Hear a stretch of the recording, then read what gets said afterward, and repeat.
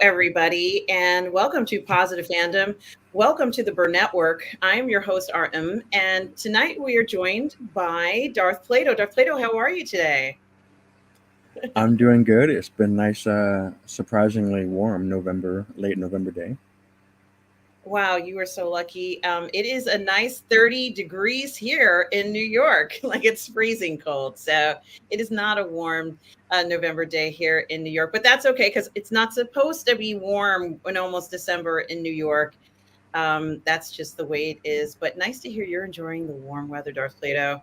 And certainly tonight is a very special night. It's the second part of the Tcm Friedkin tribute part 2 watch party, where you and I are going to do a double feature. First, we're going to watch Freedkin Uncut, which is a documentary from, I think, 2018 or 2019. And it's a fantastic documentary on Friedkin. And then after that, the second feature that we're going to be looking at is called, maybe one of the most famous films of all time, The Exorcist, Darth Plato. Certainly a film that once you've seen it, you can't forget it. Have you seen The Exorcist, Darth Plato? I have not. Oh my gosh. Oh my gosh. Okay. Wow. I've Yeah. seen clips of it, so I know what's coming. Yeah, it certainly is yeah, it's ground shattering in a sense of what it entails. And certainly I personally would have to say it's the scariest movie I've ever seen. So it but I think also being able to capture that on film is also spectacular. So the accomplishment of being able to execute that is kind of like what we're here tonight to talk about. And of course, as so many people have told me, especially in regards to that film, it's a lot of it has to do with the sound. So certainly, I'm so excited to be able to do this. And consequently, TCM later tonight will have these two, um, particular shows on as well. They will have the Freedkin Uncut as well as The Exorcist. I'm duplicating that here um, on the Burnettwork and on Positive Fandom because I believe studying the moving image is very important for those of us who love cinema. So, and fortunately, you are joining me for this, Darth Plato. I really do appreciate you being here. We had a great time in the first watch party, which kind of focused more on films about police officers. We saw The French Connection and, of course, To Live and Die in LA, two incredible films. Certainly, I just love those films. And now we're going to see one more. And this documentary, I'm looking forward to this. I've never watched this documentary. I think Tom might have watched it. And of course, when I say Tom, I mean Tom Jr. Jackson, who is here. Tom Jr. Jackson says hello. And of course, absolutely. Hi to you, Tom Jr. Jackson, Yeah, moderator. I just wanted. I'm sorry. I just wanted to say welcome everybody for coming. Thank you for coming, and thank you for Tom Jr. Jackson for moderating. And I'm looking forward to this program. Absolutely, Darth Leto. I haven't given you a chance to talk because I've been chatting away for the last 3 minutes. Um, and hello, Tom Jr. Jackson. We are all good people. Thank you for everything you do. Tom is a huge part of the Burnettwork family. So it's good to see him here. We also have Brogu, who's here. Hi, Brogu. Says hello, RM and Darth Leto. And yes, Lord How you Top, doing, baby? my favorite Mountie. Uh, it's so good to see you, Laura Toth. Such a pleasure. Hope you are having a great November. Haven't seen you for a little bit.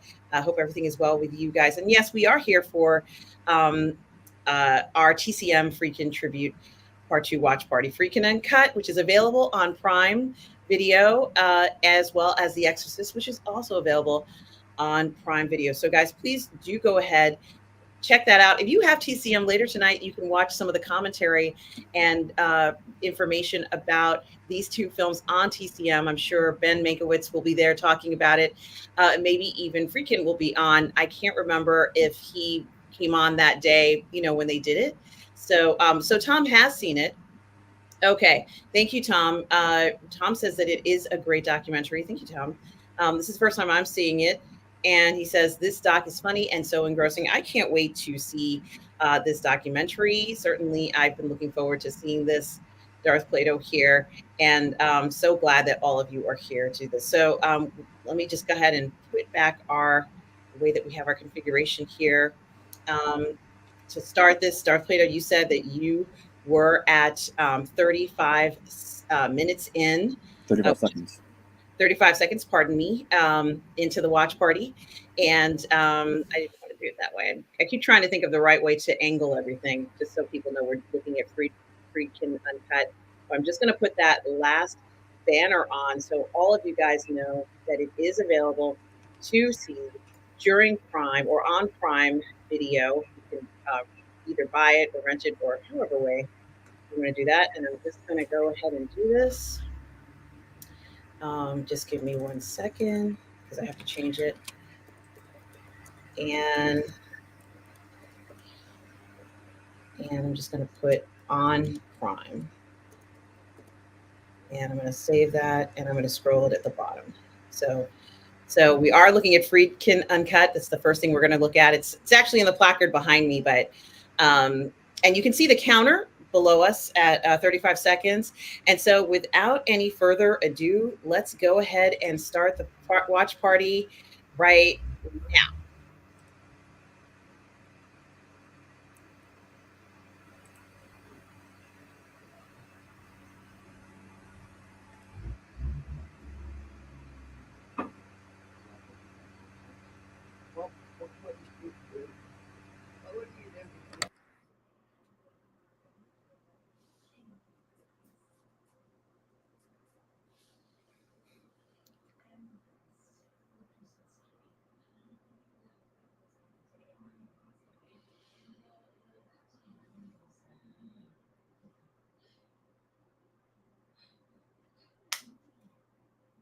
That philosophical opening, interesting. Yeah, it really is. Especially since we've been talking about one or two of those Yeah, individuals. he sounds like a Hobbesian. I definitely can get down with that. I'm the exact opposite of a Rousseau guy. And hello, Saint, to you. Good to see you. Yeah, you can also watch it on Amazon's Freevee. I think that is with commercials, right, Tom? Let us know. And also, hello, Daniel Berry Sports Highlights. So good to see you today.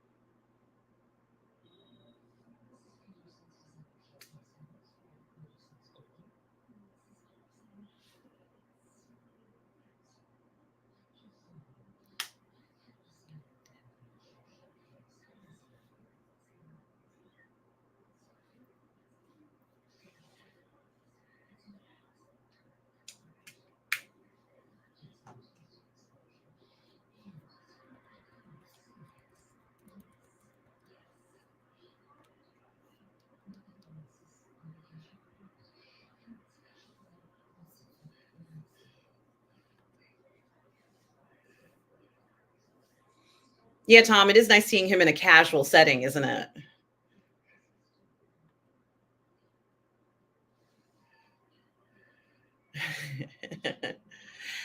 Yay, Freedkin Uncut, guys.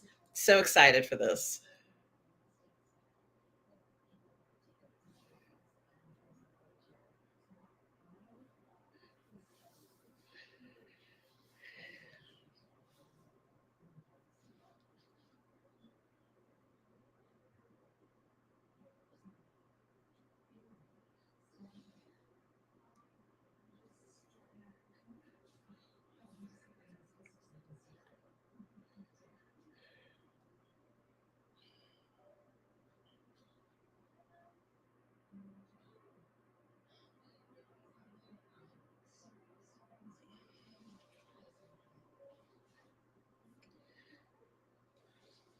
This is such an amazing scene in the film, and we're going to see this later tonight as we do our watch party of The Exorcist.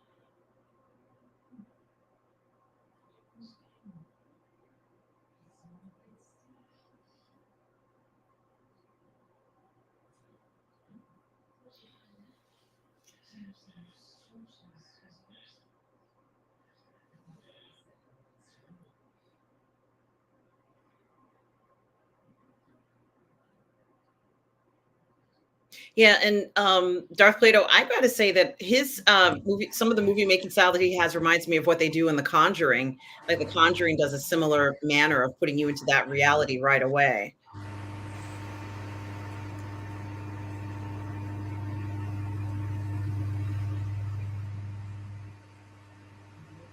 I like the philosophical opening, Yes. and I'm not so sure that Hitler and Jesus were the best contrast, but I'll go with that for now. He sounds like a Hobbesian. Yeah, and I like hearing the philosophy and the desire of how he's or the approach he's going to use in storytelling is fascinating. Yeah, it's the opposite of Rousseau, which is pretty much the reigning view of the university. Ew, that's scary shit.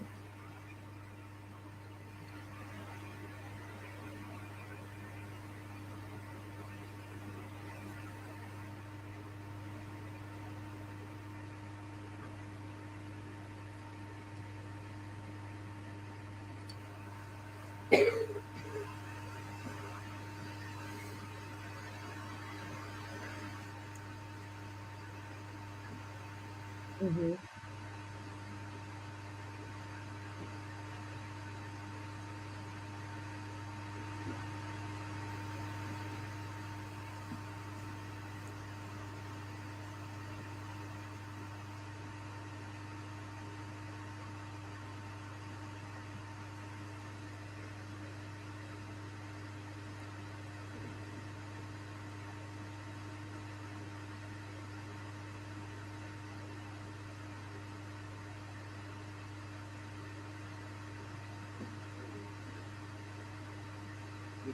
Hmm. Ooh, the key word, the V There's, word. yeah, that's the key word. Yeah,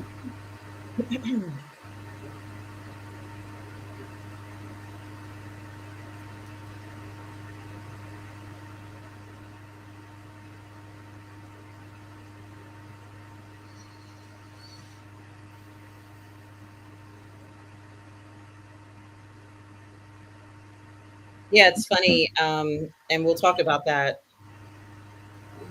in a minute later.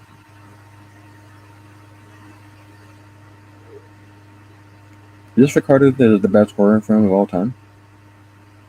Guess so. I can't think of anything else that comes close to it. So maybe I regard it as one of the best, if not the best, horror film of all time. What about you? Well, you're gonna see it tonight for the first time, Dark Plate. I'm so excited for this to see your reaction of it. And I should mention that I'm a Roman Catholic, so this feels very like this one hits home for me. I don't know whether it means anything different to people who aren't Catholics. Well, yes, of course it is. Because this is like your worst nightmare if you're a Catholic. Yeah, there's not a lot of places in the scripture where it really talks about possession. I can only think of really off the top of my head there's the interaction with Jesus and Legion, and the interaction and with the Jewish folk and in the Book of Acts. Those are really the only except those are the only two examples I can think of. Hmm. And I am not Judea scholar. I don't know if I'm saying that the right way. Judea. I've not studied or read any of their religious books or anything like that, so I know nothing about it, nor would I know the experience of someone who has studied that. And also, obviously, the people who made The Exorcist know all about it. But um, certainly, he's looking. He doesn't just. I think that, and maybe Tom Jr. Jackson can talk about this a little bit too. By all means. There's an actual story behind this. Like there's a legitimate story. So this was something that I think was so important. And maybe that's why I always associate the Conjuring series as kind of taking the torch from The Exorcist in that regard. Yeah, I didn't see The Conjuring. Okay.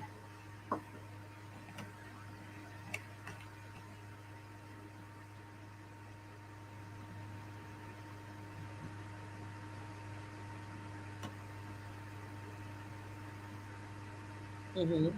Oh, it's based on a novel. Interesting. Yes.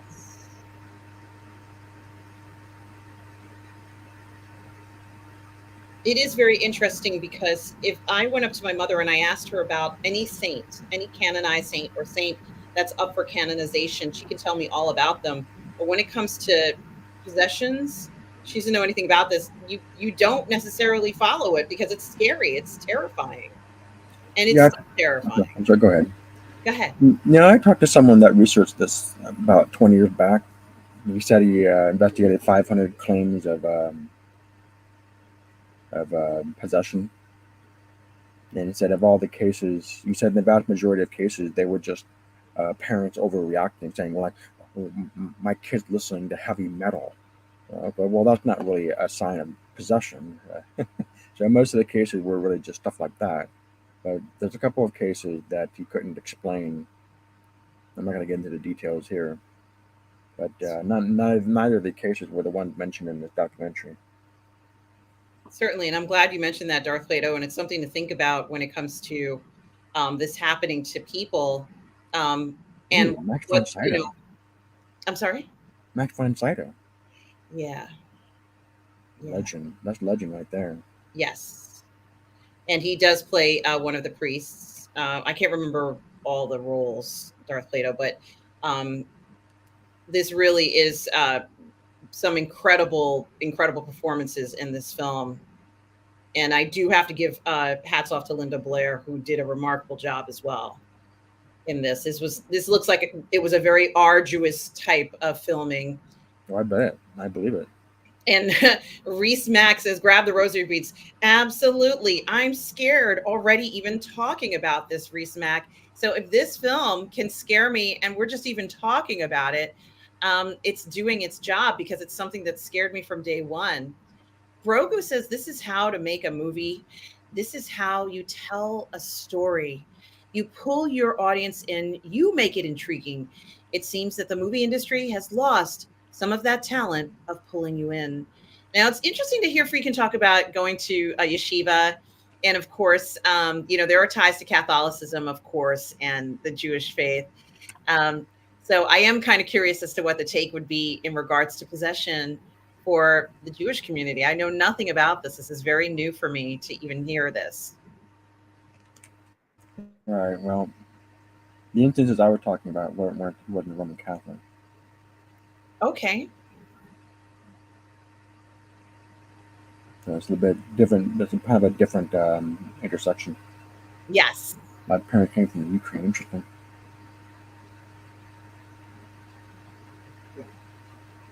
Mhm.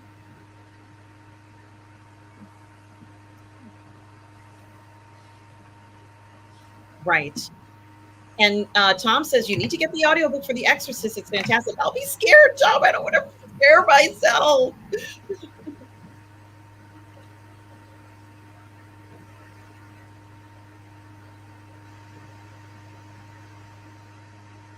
Yeah, so he has a story similar to a lot of Americans who came to the country from a boat in another country. My own people came on a boat from Sicily. Hmm.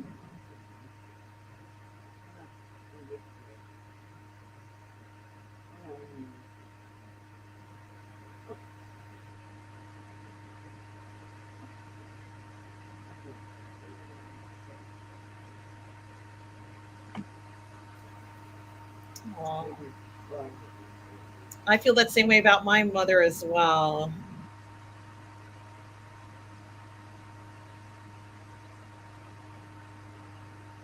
Yeah.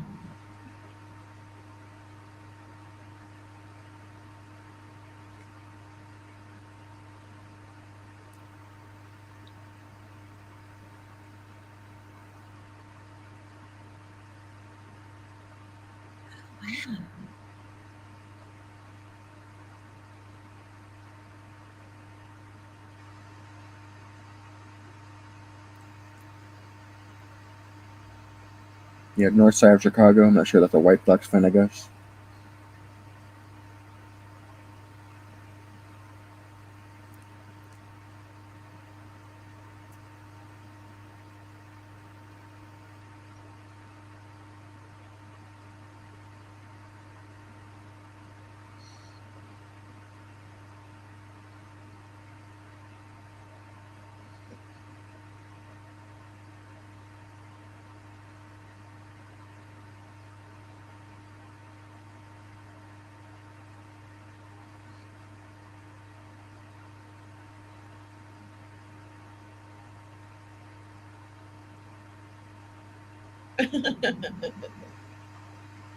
He's a prankster.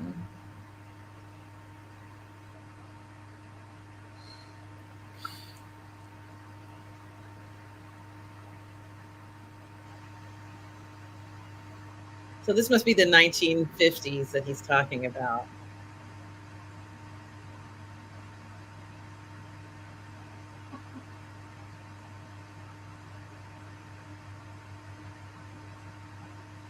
Seems like everybody starts in the mailroom.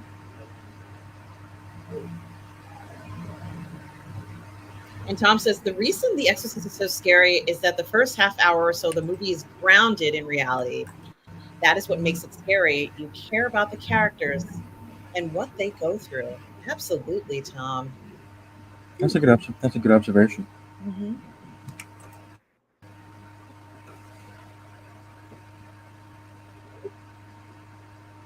Yeah, Tom says, I wish Rob wasn't sick because he kind of knew Freakin and would have been great with this. Yeah, he wanted to be here, but I don't see him doing this. He's kind of laid out. I could send him the link. I'll send him the link, Send who? Robert. Robert. And I'll send Robert the link. And if he's up and wants to pop in during the watch party, he can. There, I'll just say we're watching The Exorcist. well, not yet, but we will be. But you're right. You're right. That's exactly what I'm going to say to him, and maybe that'll grab his attention. Good point, Darth Plato.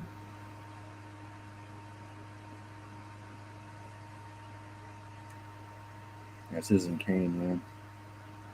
That's legend right there. Mm-hmm. Orson Welles, Yeah. Rosebud.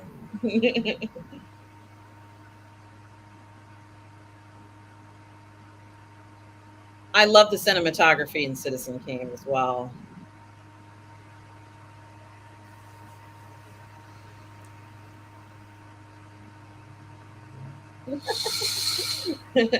Reese's Max says, rah, rah, rah. I wish I could send him some chicken soup. He's not feeling very well at the moment. Hmm.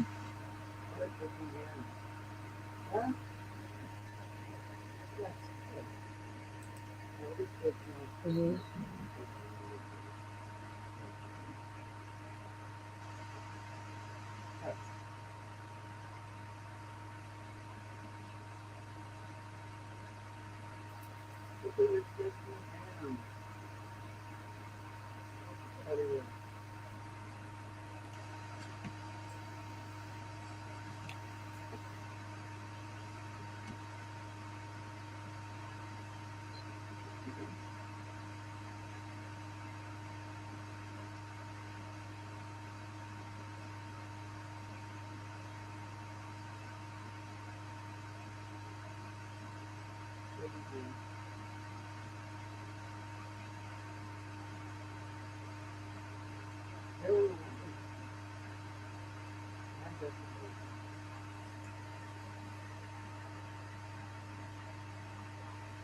Hmm.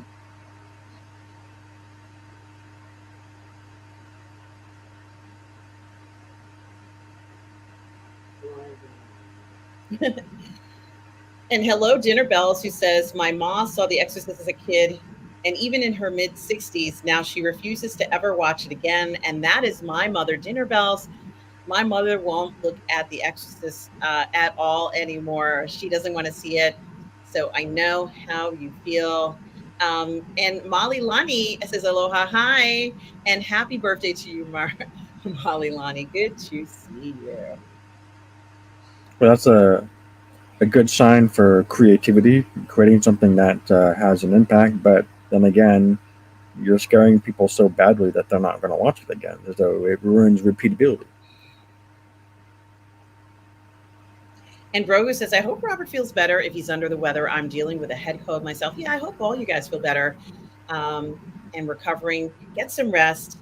Have some chicken soup for the soul, guys.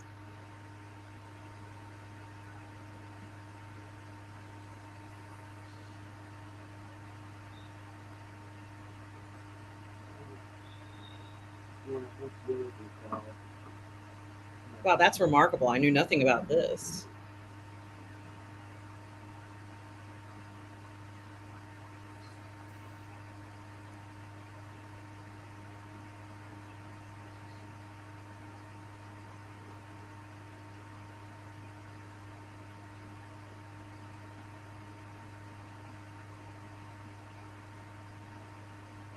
I love the soundtracks from that era where they use kind of like these sort of, it feels very abstract sounding music, um, kind of offbeat sounding music from some of that era.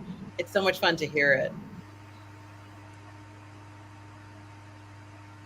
It sounds like you're talking about a time before the legal precedent that you can't execute, the state cannot execute someone who's unhealthy. So this may have had something to do with bringing that about.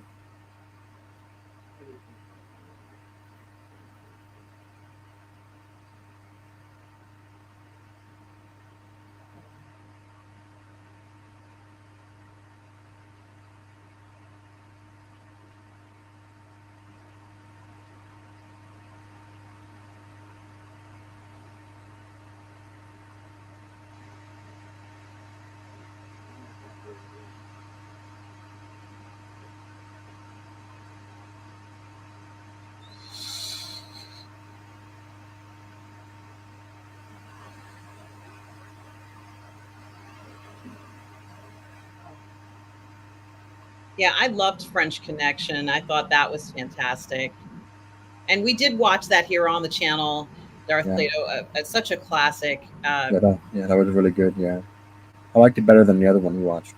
Oh, you didn't like To Live and Die in LA? I preferred French Connection. Hmm. No, we polled that at the end of the double feature. You polled the chat. And most of them said L.A. and I said French Connection. I think I was the only one that said French Connection. Well, I have to say, The French Connection was a very special film. Certainly, it looks just like this. Like, this is New York.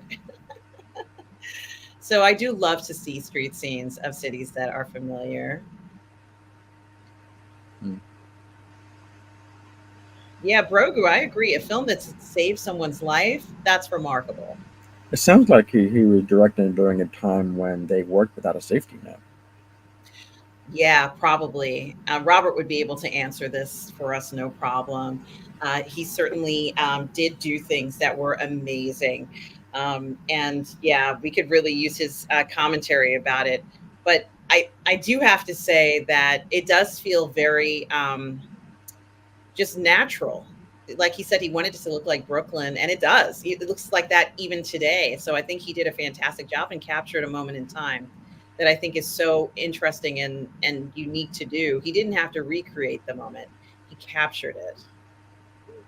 In Brooklyn. Yes.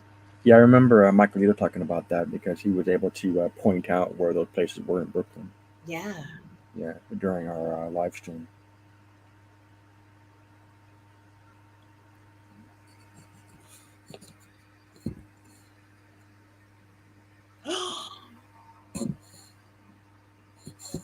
Wow. School of Hard Knocks. I love when we hear stuff like this.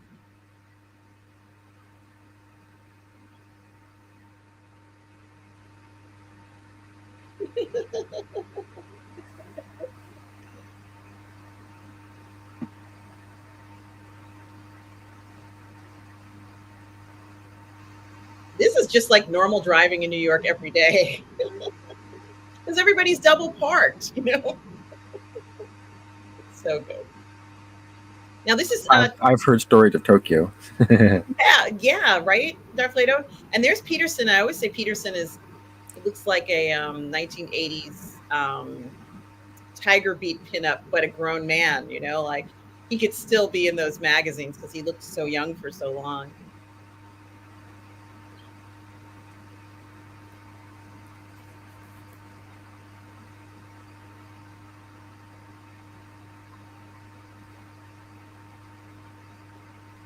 It looks so good. And I love Edgar Wright. I love his directorial style as well.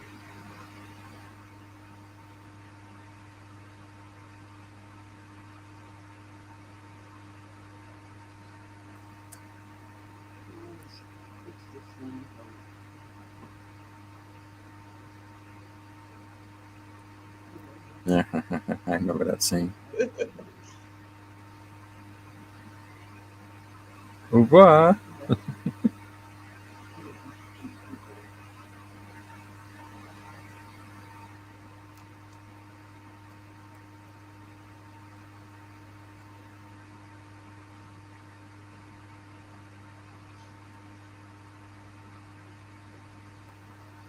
Hmm.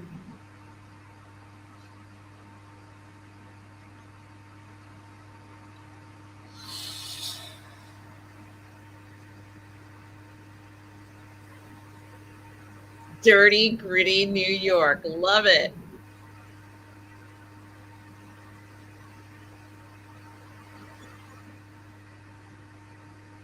Yes.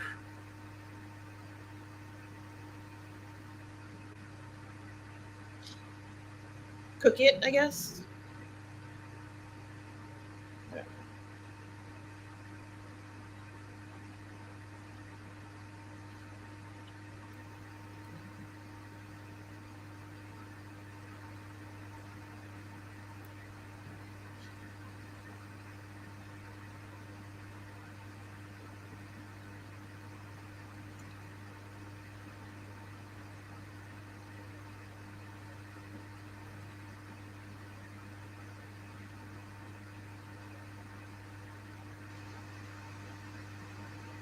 I agree, Tom. This is a master class in Friedkin.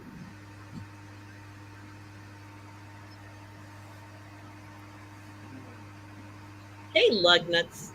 Lugnuts6, it's so good to see you, says hello to Darth Plato and hello to that very stunning, attractive, and awesomely gorgeous RM Rose Heart.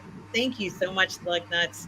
So glad that you're here, and thank you for the kind words as always. Everyone like nuts.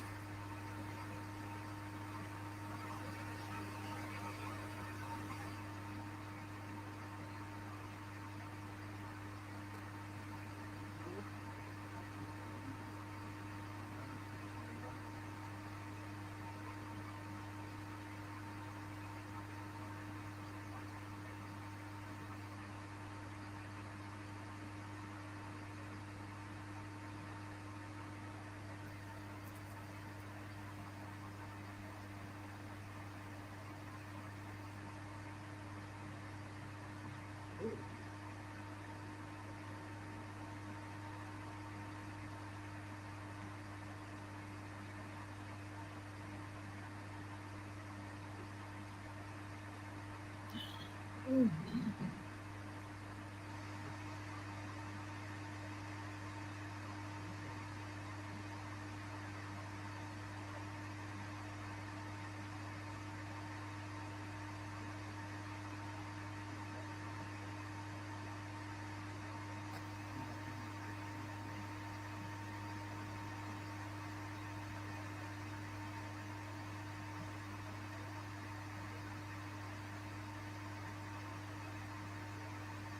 Wow.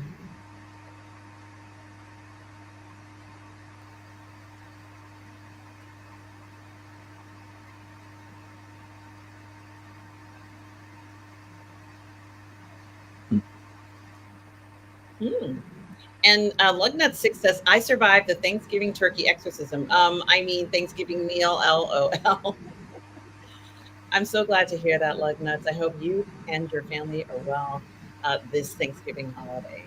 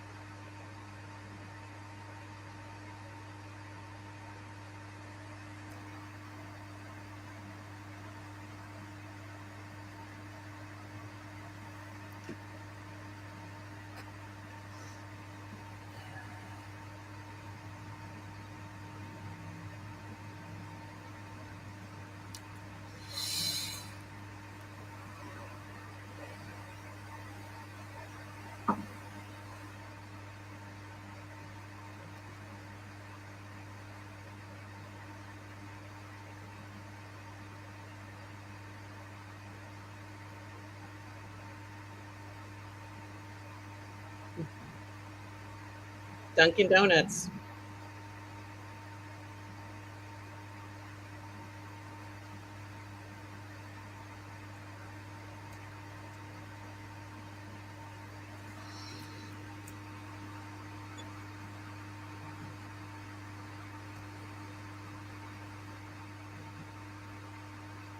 Gina Gershon.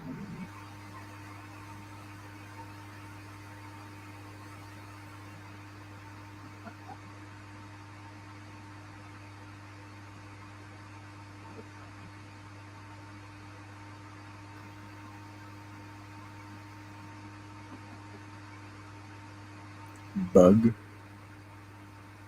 Killer Joe.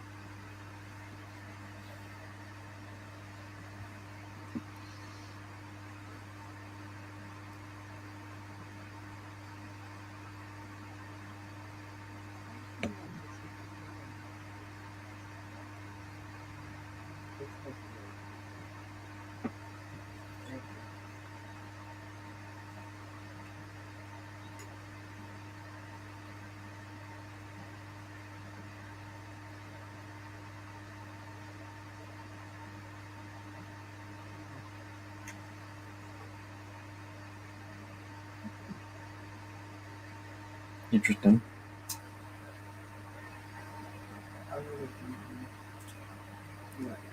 That's pretty wild.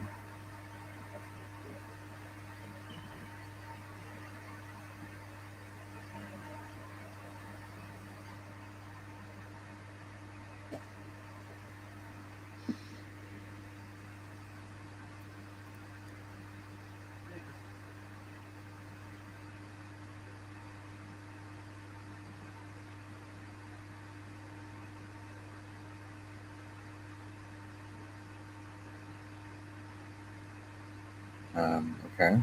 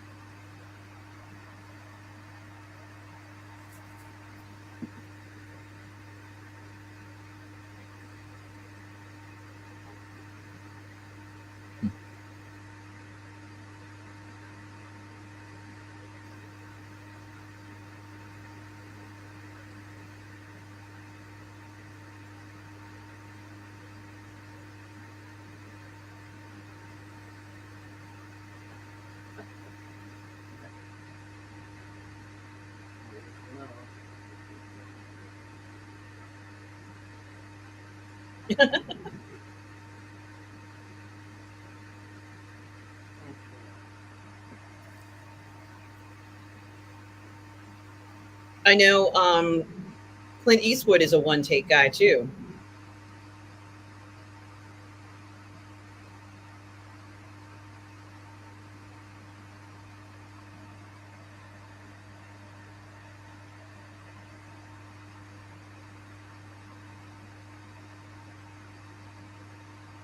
One take.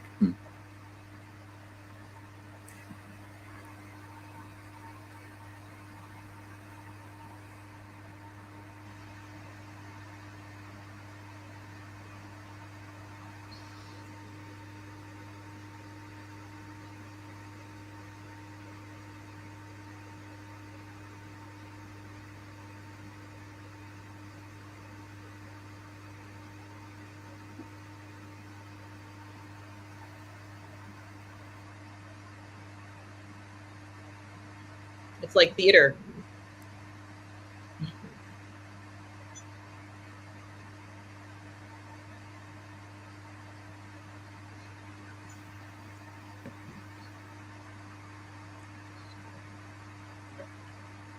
I can kind of see where he's coming from with that. It's increases versatility. In real life, you only get one take. Exactly.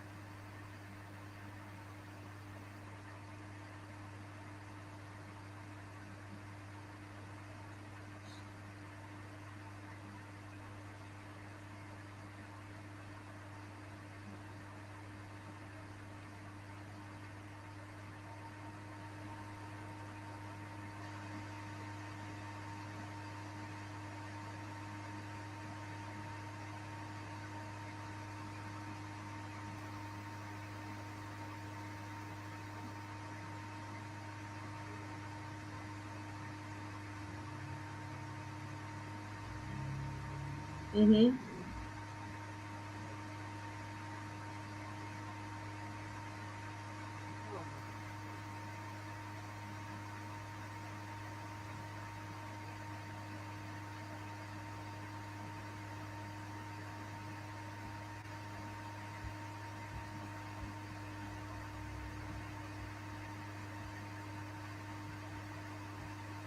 Mm. I like that. Yeah, but you have to have the good to pull it off, I think.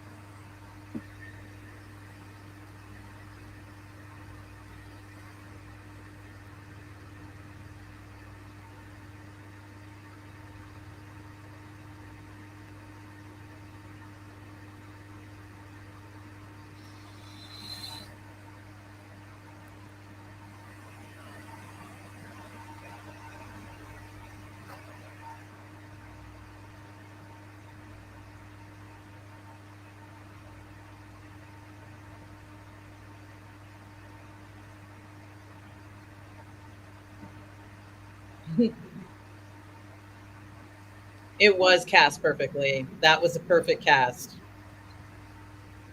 Well, that harken back to what I just said. You have to know what you're doing to make the spontaneity work. If someone that doesn't know what they're doing tries to emulate that, then they're probably going to give the impression they don't know what they're doing. Exactly, Darth Plato. So this guy was able to get away with it. It's like the old time greats in sports. You know, they have like these quirks about them, and fans will look at that and they'll try to emulate that, but that's not what makes them great. It's something else.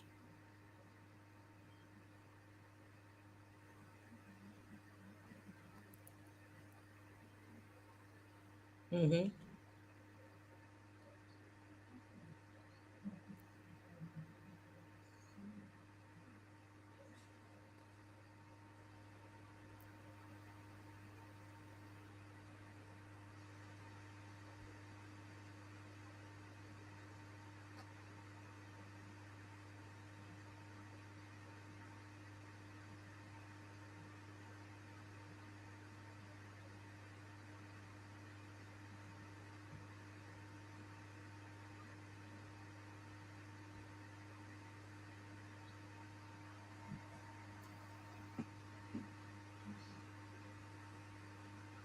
Oh yeah, I've seen that movie.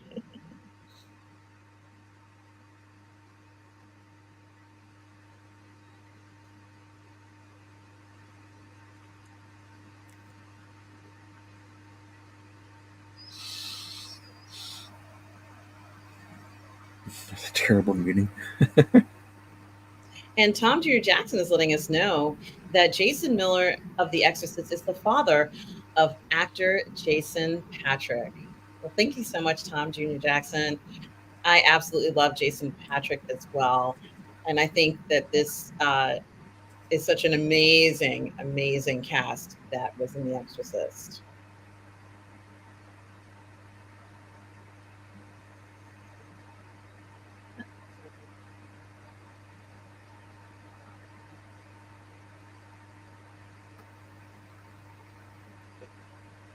Wow.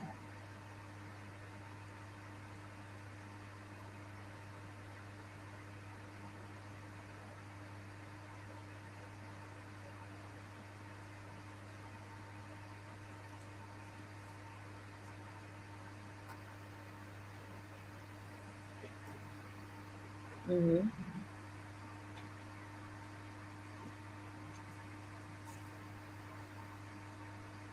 Absolutely. Caleb Deschanel is the father of Zoe Deschanel. Yes, and of course her sister too, um, who is in Bones. I can't remember what her first name is, but the two sisters, Zoe and her sister who's in Bones, Caleb Deschanel is their dad. Um, and Marco Lani says, I'm sorry, Molly Lani, I need a film recommendation for a post pub day drinking Jack Daniels. Wow. Why not watch? I'm the last guy to ask. Are you going out to the movies? I don't know if Thanksgiving is playing near you, but I'd go to see Thanksgiving. I saw that film this weekend and it was remarkable. And another one that I would recommend is the new Hunger Games film. I would recommend it. I enjoyed it a lot. So those are two that I would say you might want to watch. Now, if you're watching at home, is this your recommendation, Tom Jr. Jackson? Emily? Oh, it's Emily Deschanel. Thank you so much. Emily, as well as Caleb, excuse me, Zoe, are the daughters of Caleb Deschanel. Emily is on Bones. That show, it's like a 20-year show with David Boreanaz. Oh, it's 10 p.m. where you are, so you're not going out to the movies. Why not pick To Live and Die in LA? Why not watch that film if it's available?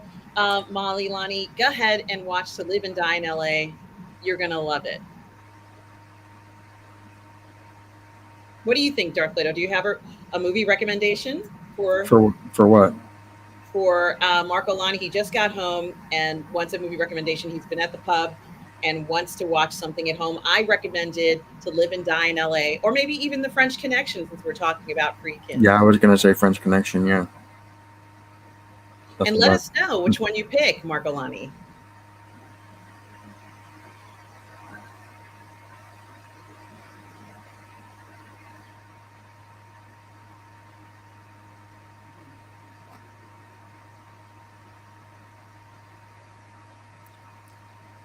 Hmm. You have to have some pull. You have to have some kind of presence to pull that off, though. It's my way or the highway. I always hated that part of the movie.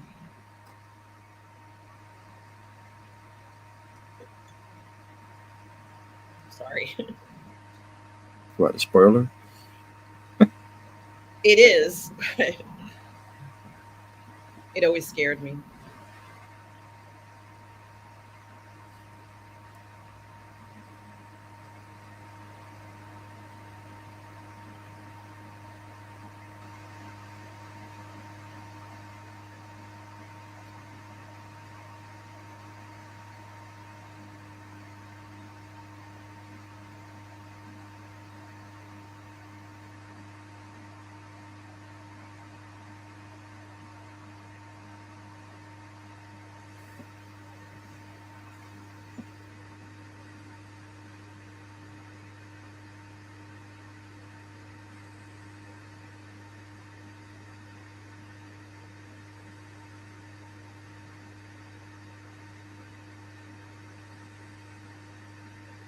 So Lucknut6 says, oh, for your fans of David Boreanaz of Bones fame in Philly, his dad is Dave Roberts, the retired chief meteorologist of ABC's WPVI TV. I didn't know that, Lucknut6. Thank you so much. for letting us know. And I still watch David Boreanaz. I watched him in Buffy. I watched him in Angel. I watched him in Bones, and I still watch him in SEAL Team. Thank you so much, Blood Nut 6.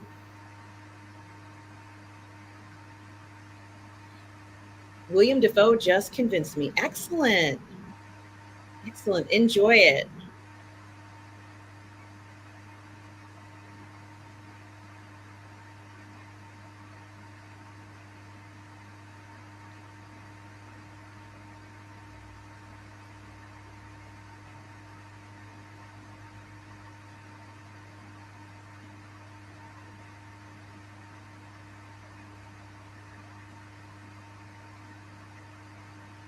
I've never seen Sorcerer. Have you seen Sorcerer Darth Plato?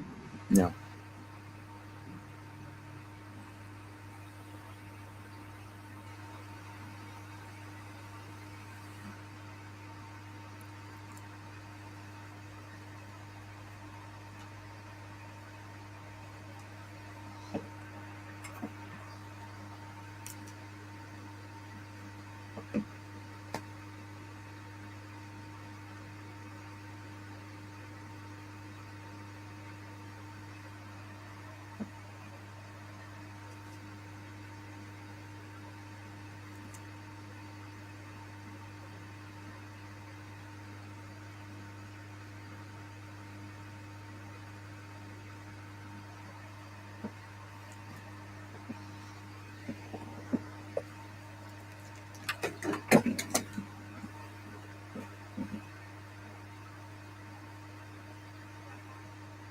Oh my goodness.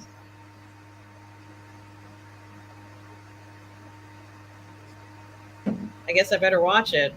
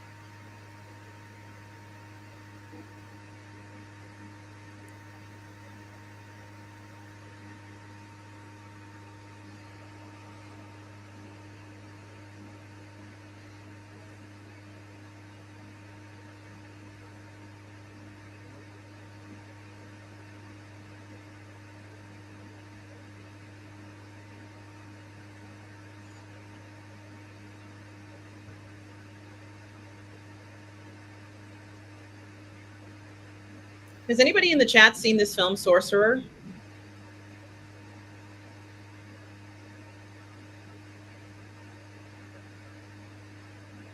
Interesting take. It's completely it's a spin on a classic. He just puts it in the modern world. Yeah. Kind of like Oh Brother Without That with the Odysee. So, Lord Toth, what are your thoughts of the film of Sorcerer? Why should we see it? What stood out about it?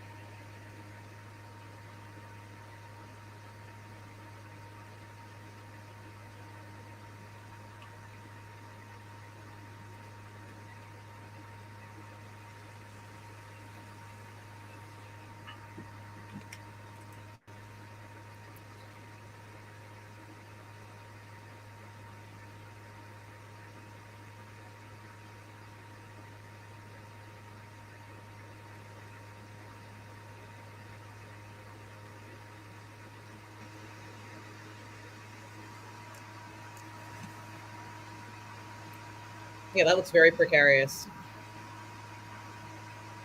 Yeah, it seems like it is the 1977 movie, Lord Toth. Yes, the 1977 Sorcerer film by Friedkin. We've seen it, and What the hell? They're trying to drive that truck across that bridge? That's it's very crazy. precarious.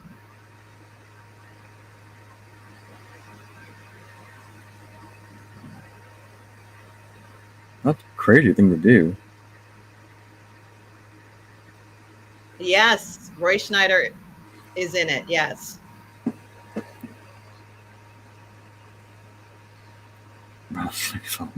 Yeah, go figure.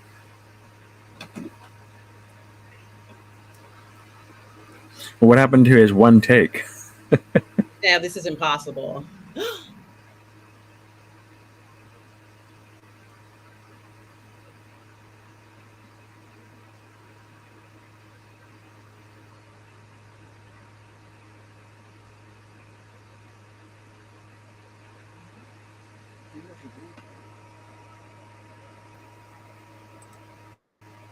So Lord Toth says The Sorcerer is a great movie, worth a watch, a little dated, but it has a great plot and good acting, relentless. Well, thank you, Lord Toth, for that incredibly wonderful recommendation. We're going to have to do a watch party for it for sure. Thank you so much, Lord Toth.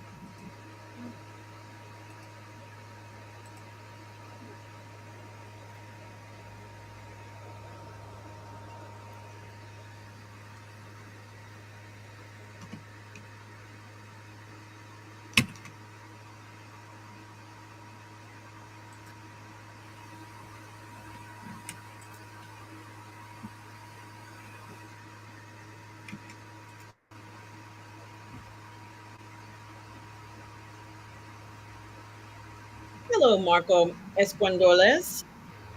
Hope you are well. We are watching Freedkin Uncut right now, and we are 54 minutes into the documentary. After that, we're going to watch The Exorcist. It's a night of Freakin', and we are glad you are here. Oops.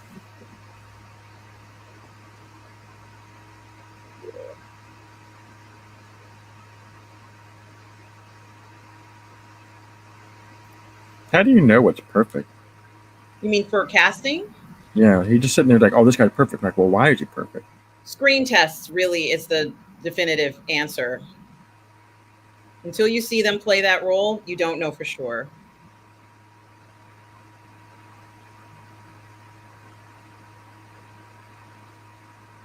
Absolutely, Lord Top. The Exorcist is one of the greatest movies of all time, and its reputation precedes itself. You can't ever forget it once you've seen it. And Marcos says, sounds like Friedkin good time. It yeah, it is very funny. A nice pun. It is a freaking good time. Very, very clever. Thank you for the giving us a chuckle, Marco.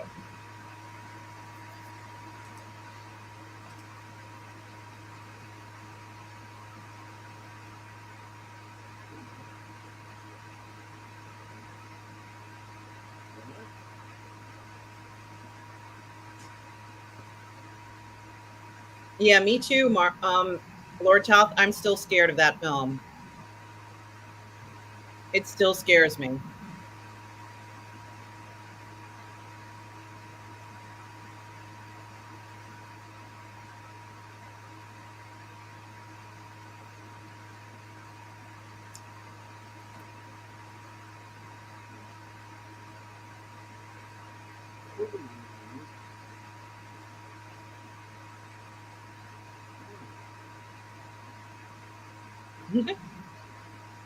Lord Toth says, watched it as a kid, really, and I never recovered.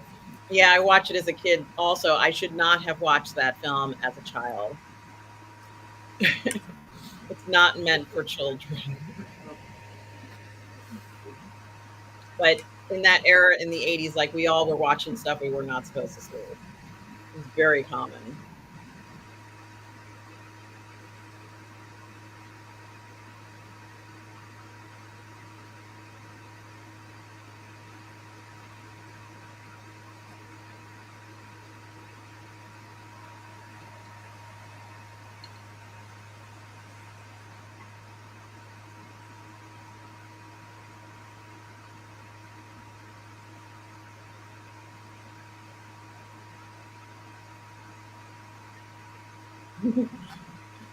It was the good old days.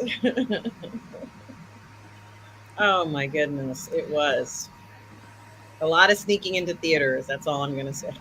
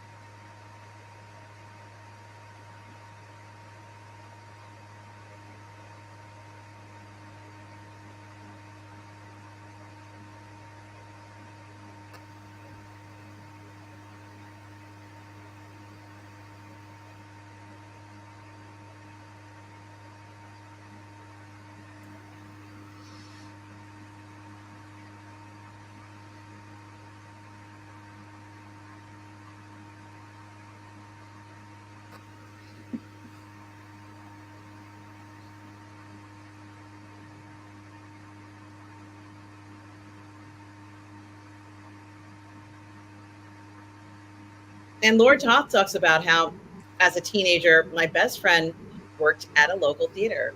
So a lot of free movies and movie posters.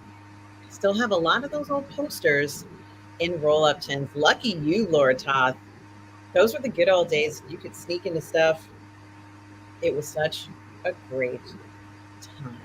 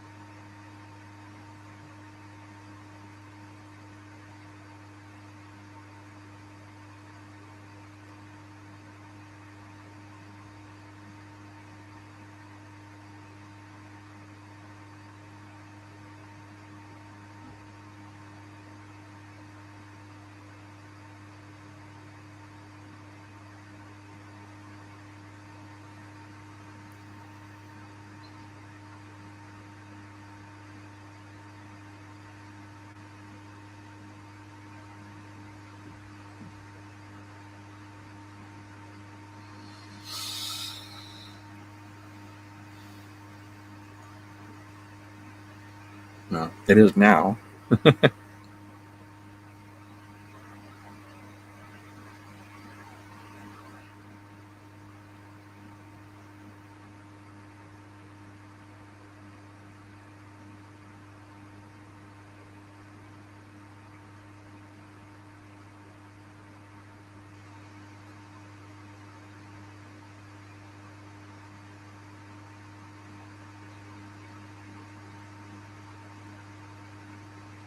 Yeah, I really miss the general admission from the 80s.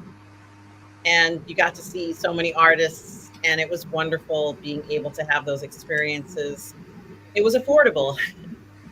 You could go to a concert, you could go to a movie, you could do all sorts of things. You go to a baseball game for inexpensive. Now it's like $100 per person. It's really cost prohibitive, a lot of these things, especially concerts.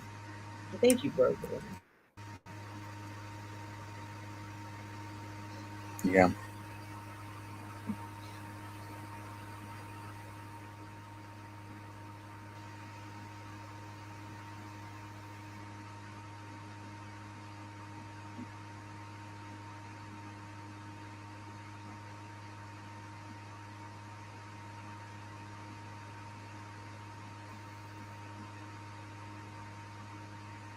And Marco says, I grew up in the 80s and early 90s. I'd stay at the theater all day. Great times. I snuck into Well, Texas Chainsaw Massacre 3 in the seventh or eighth grade, and it blew my mind. I didn't know what to expect. Definitely, Marco. are those guys on a real moving train? Yeah, it is. That's crazy. Yeah, they took chances. They took some real dangerous chances in some of those early productions. Some of them were pre-code, right, Darth Plato? A lot of them were pre-code. There was no unions back then. It was very different. Yeah.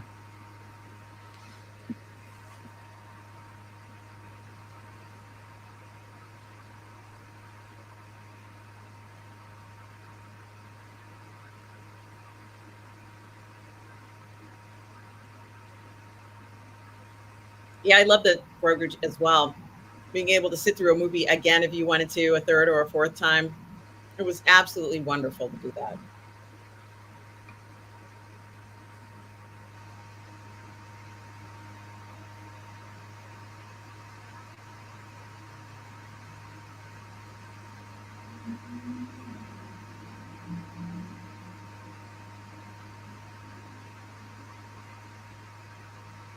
Yeah, I miss drive-ins.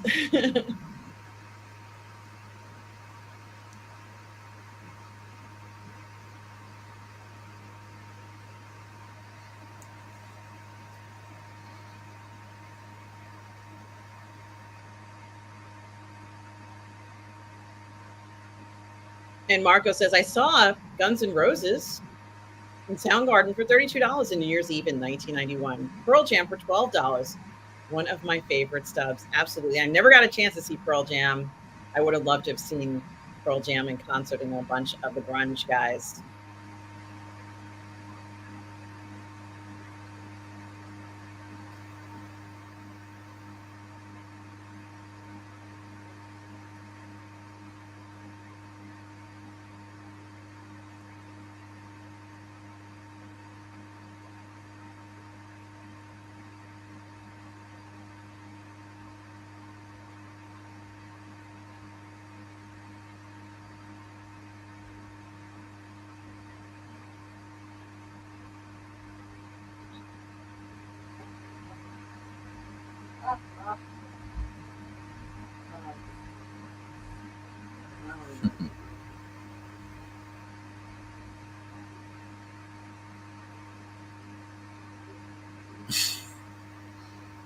That's pretty funny. Mm-hmm. That's the sort of funny story that you hear old people say. Yes.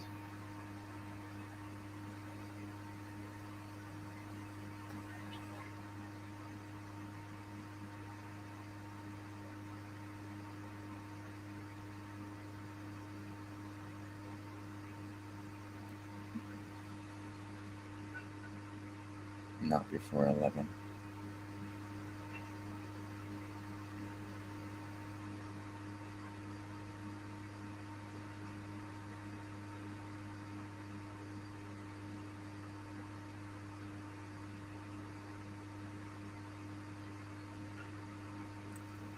No, they're not anymore.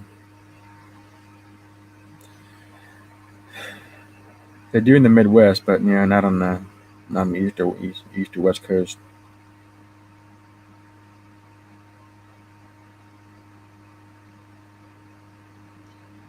Marco says, I wish I could watch, but I'm not at home. Maybe I'll hop back on later. Yeah, Marco, certainly. Do check out this incredible watch party we're doing for Freedkin Uncut, followed by The Exorcist. You certainly do want to do it.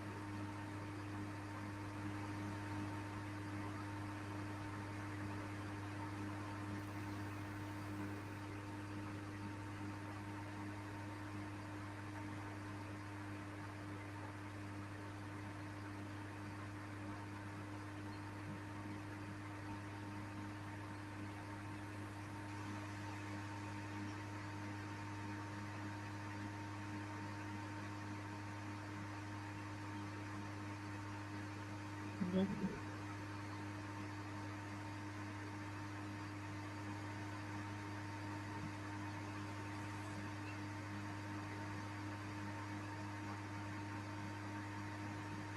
Oh, that's interesting.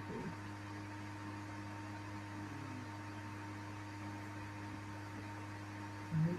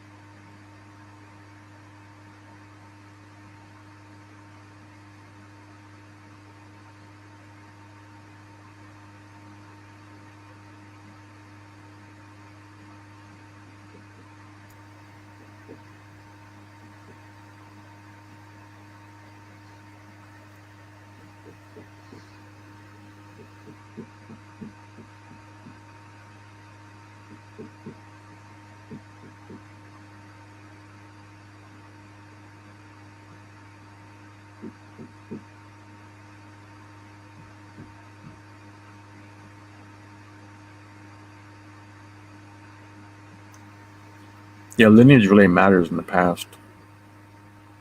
Where you come from really mattered.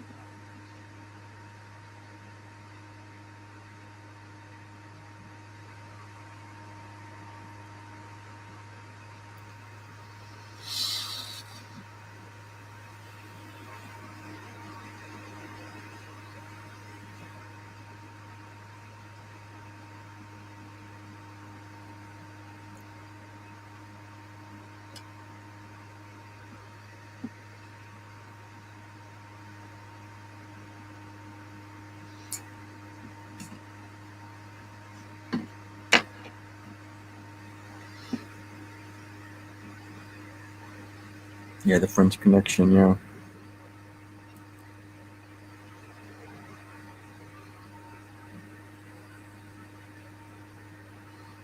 Yes, I'm so glad they mentioned cruising. That's my favorite Friedkin film. Really. But not necessarily an appropriate watch party film. Unless you're fine with hardcore. Well, that's pretty morbid.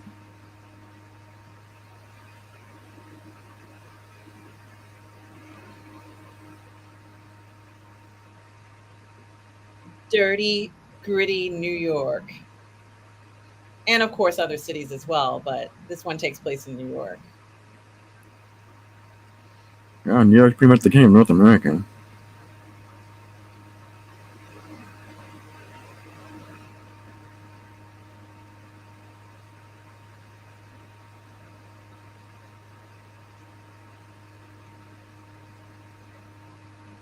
So basically, this is the Blue Oyster Bar.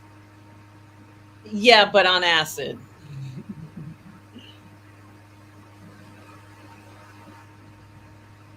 Because it's also about murder.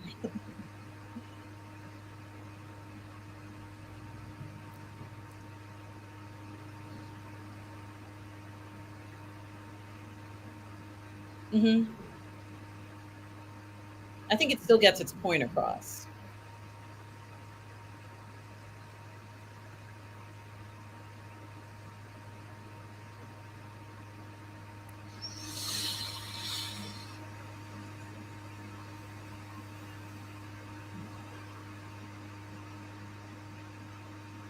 Meyer.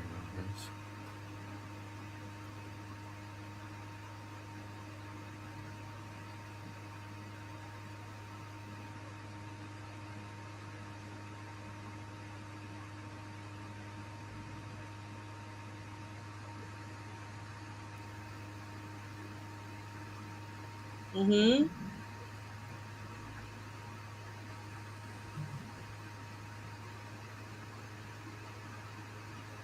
Yes.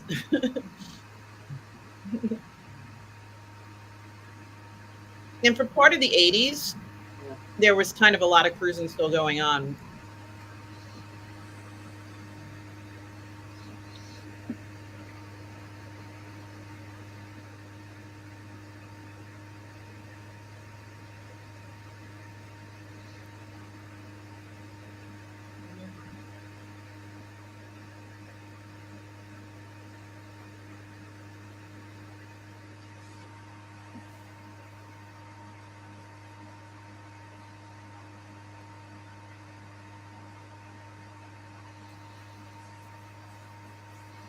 Yes, they were beaten up and murdered.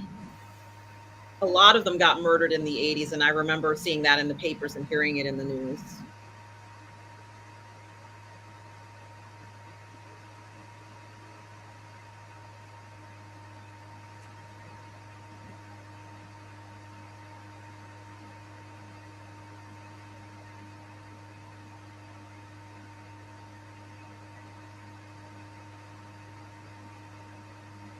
See, he made the film at the time the event was taking place. So it's fantastic that he was able to capture that moment in time. That's one of the reasons why I like it, is because it was made at the time that this was happening. He didn't have to recreate it. It was the legitimate thing.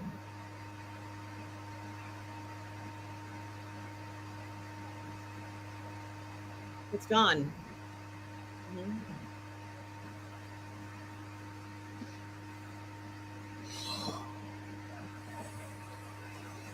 Yeah. And it does kind of remind me of Short Bus, which was made in the 90s, is like it picks up from it for me. But this is a murder mystery as well. And it does not necessarily paint the police officers in the best light either.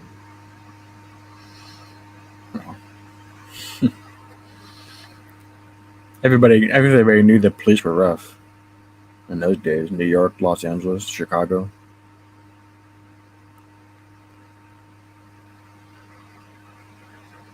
The the the film does depict police officers forcing people to give them sexual favors, especially gay people giving them sexual favors. Mm, So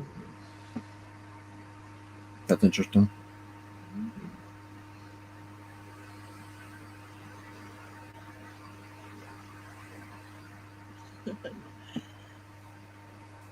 people would have been afraid to make a film like this back then. I wonder if people would dare to do it now, but at that time it just was so extraordinary.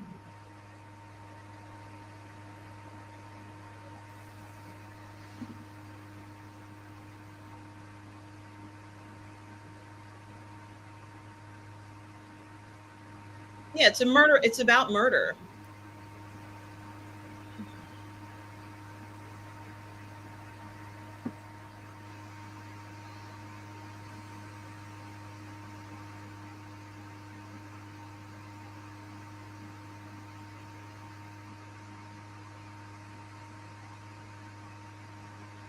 Nor do I. Yeah, now people wear it on their sleeve. Yeah, see, this is another reason why he's a Hobbesian guy and not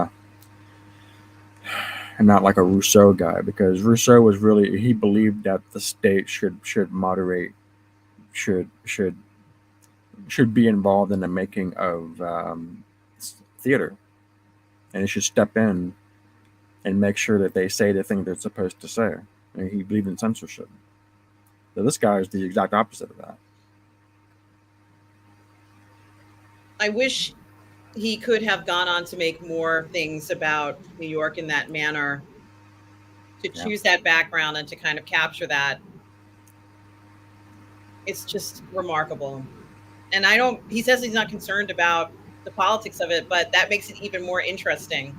Because when you're walking through the streets of New York, you don't care about the politics either, but things are going on around you yeah, that that are potentially very political. yeah,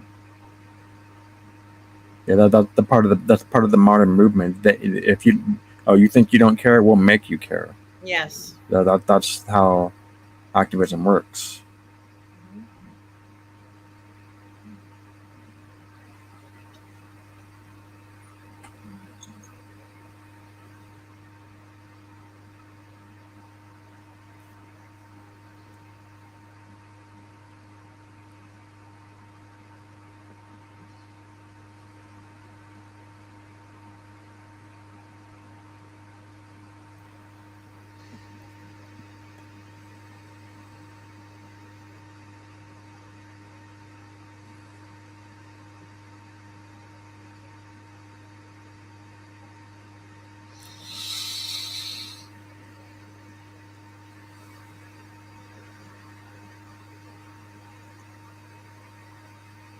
For him, it was just another film.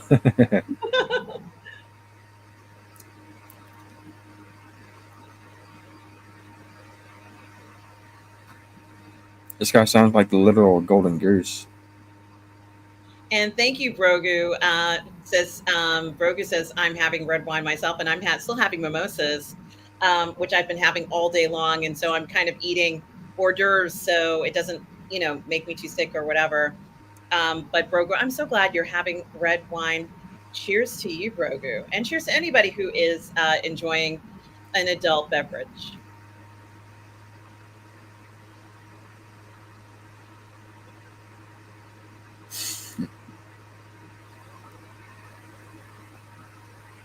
He looks so good, and Peterson looks so good in this film. He Yeah, really, no, yeah. People now don't have no idea who Dan Marino is or was. yeah.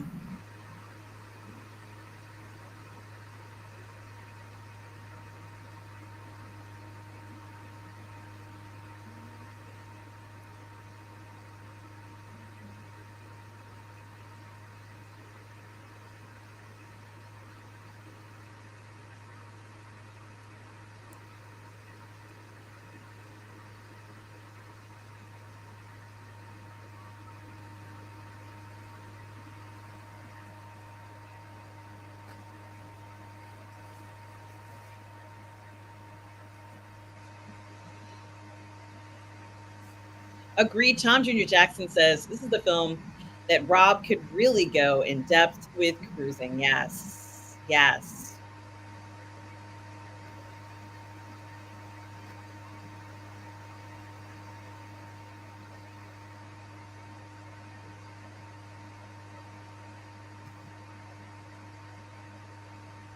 And guys, we're about an hour and 22 minutes into this documentary, which has been amazing. Oh, Lord Toth is also having some delicious red wine tonight. Cheers to everybody who is having an adult libation tonight.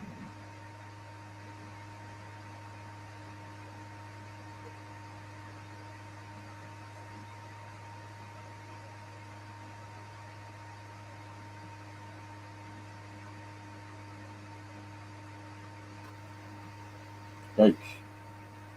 Yeah, I remember that scene.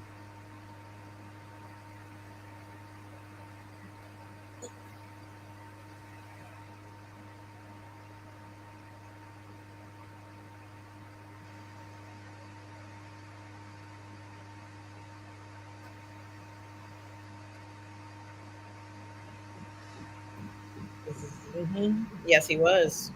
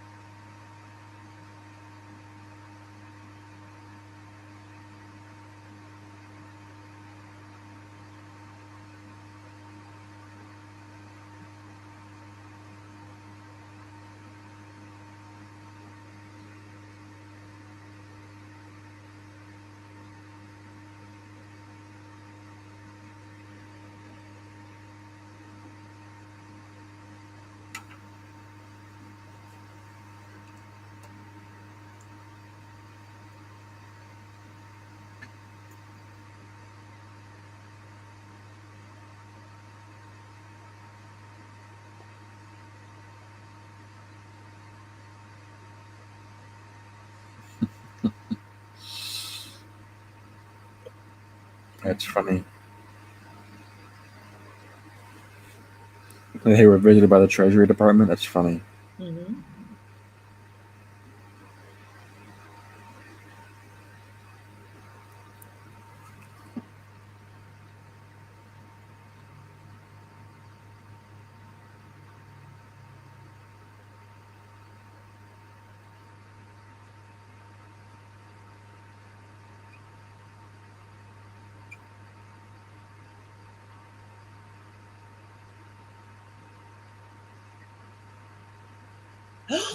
What?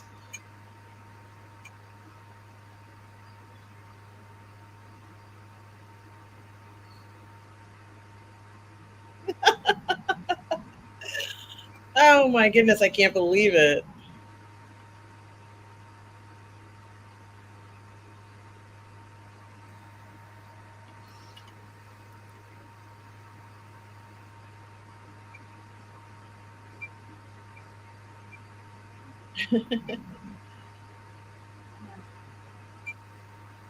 Hmm.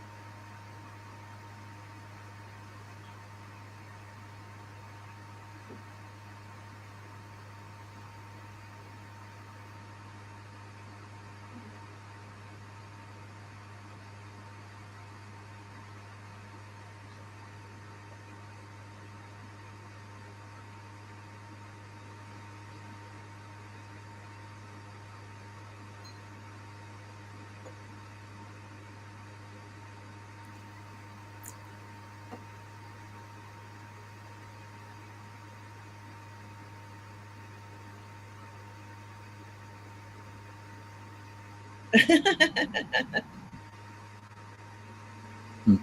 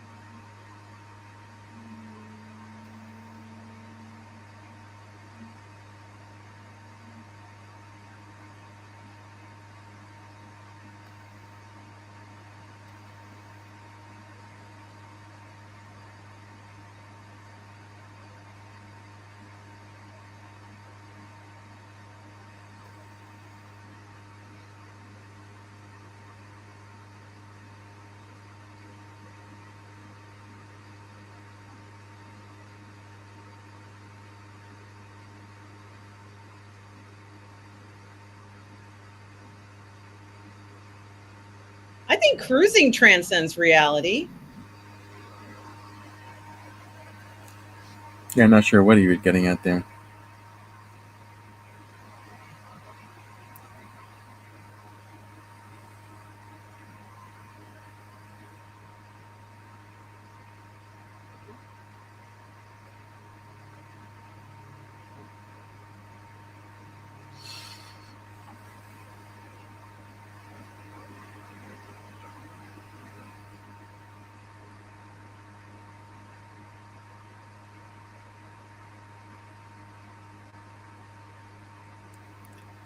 Kind of makes you wonder what he means by reality.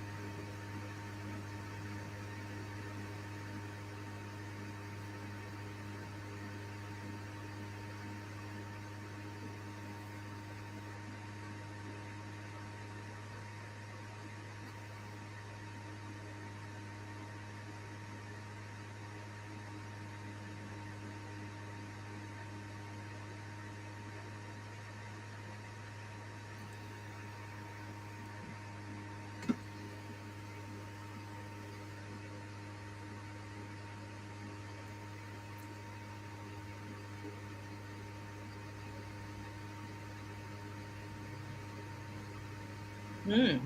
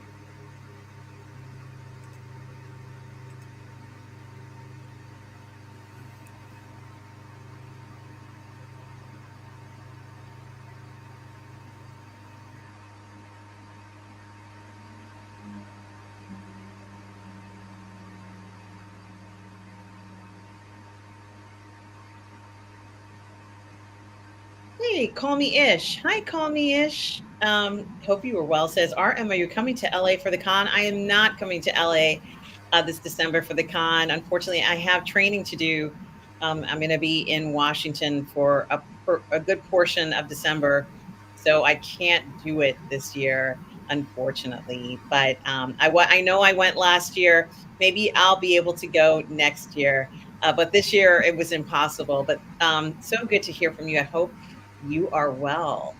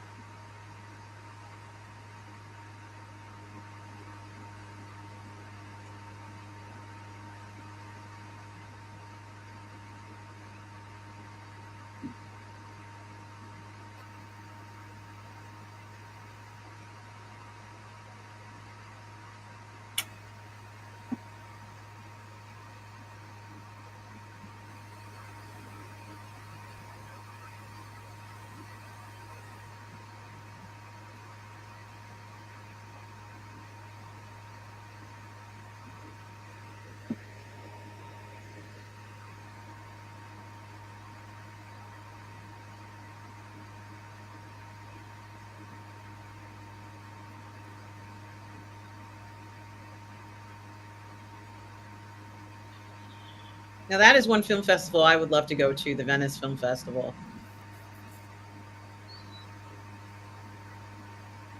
Yeah, there's a city with history.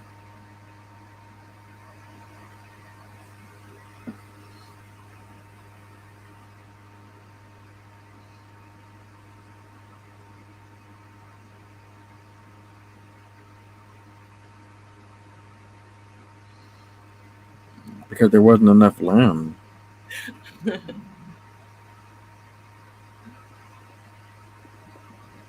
And the Venetians were very innovative.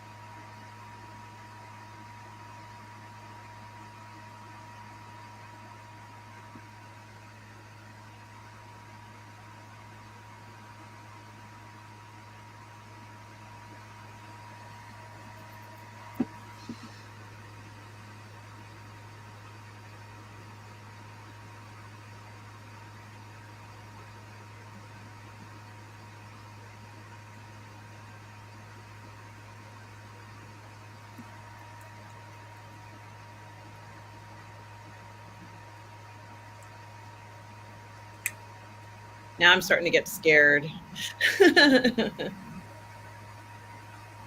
Scared.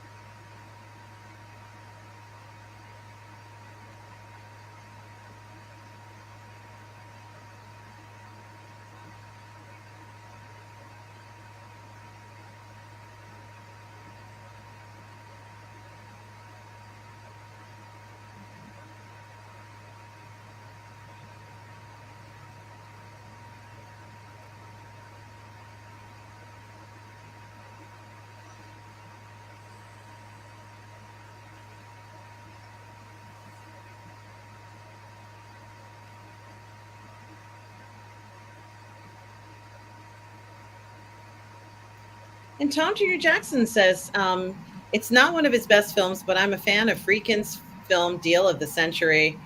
Tom, is it your favorite Friedkin film?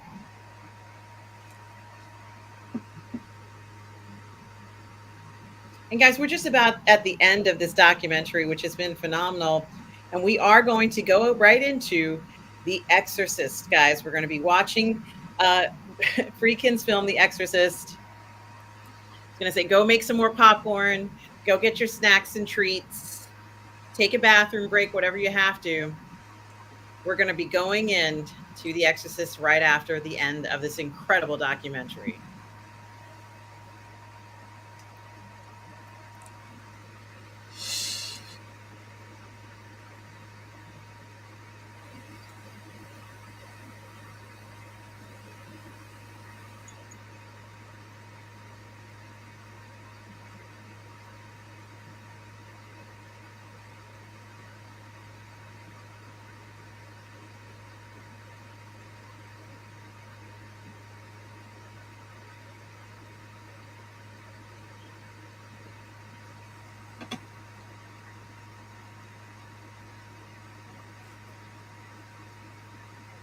And Tom says, I think so. It's with Chevy Chase and Sigourney Weaver. It must be amazing, Tom. I've got to check out Deal of the Century.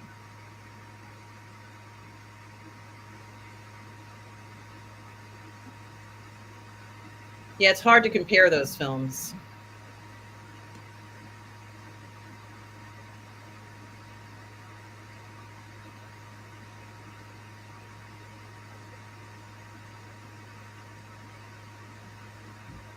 Yeah, Tom says it's so different and funny and yet about a serious subject.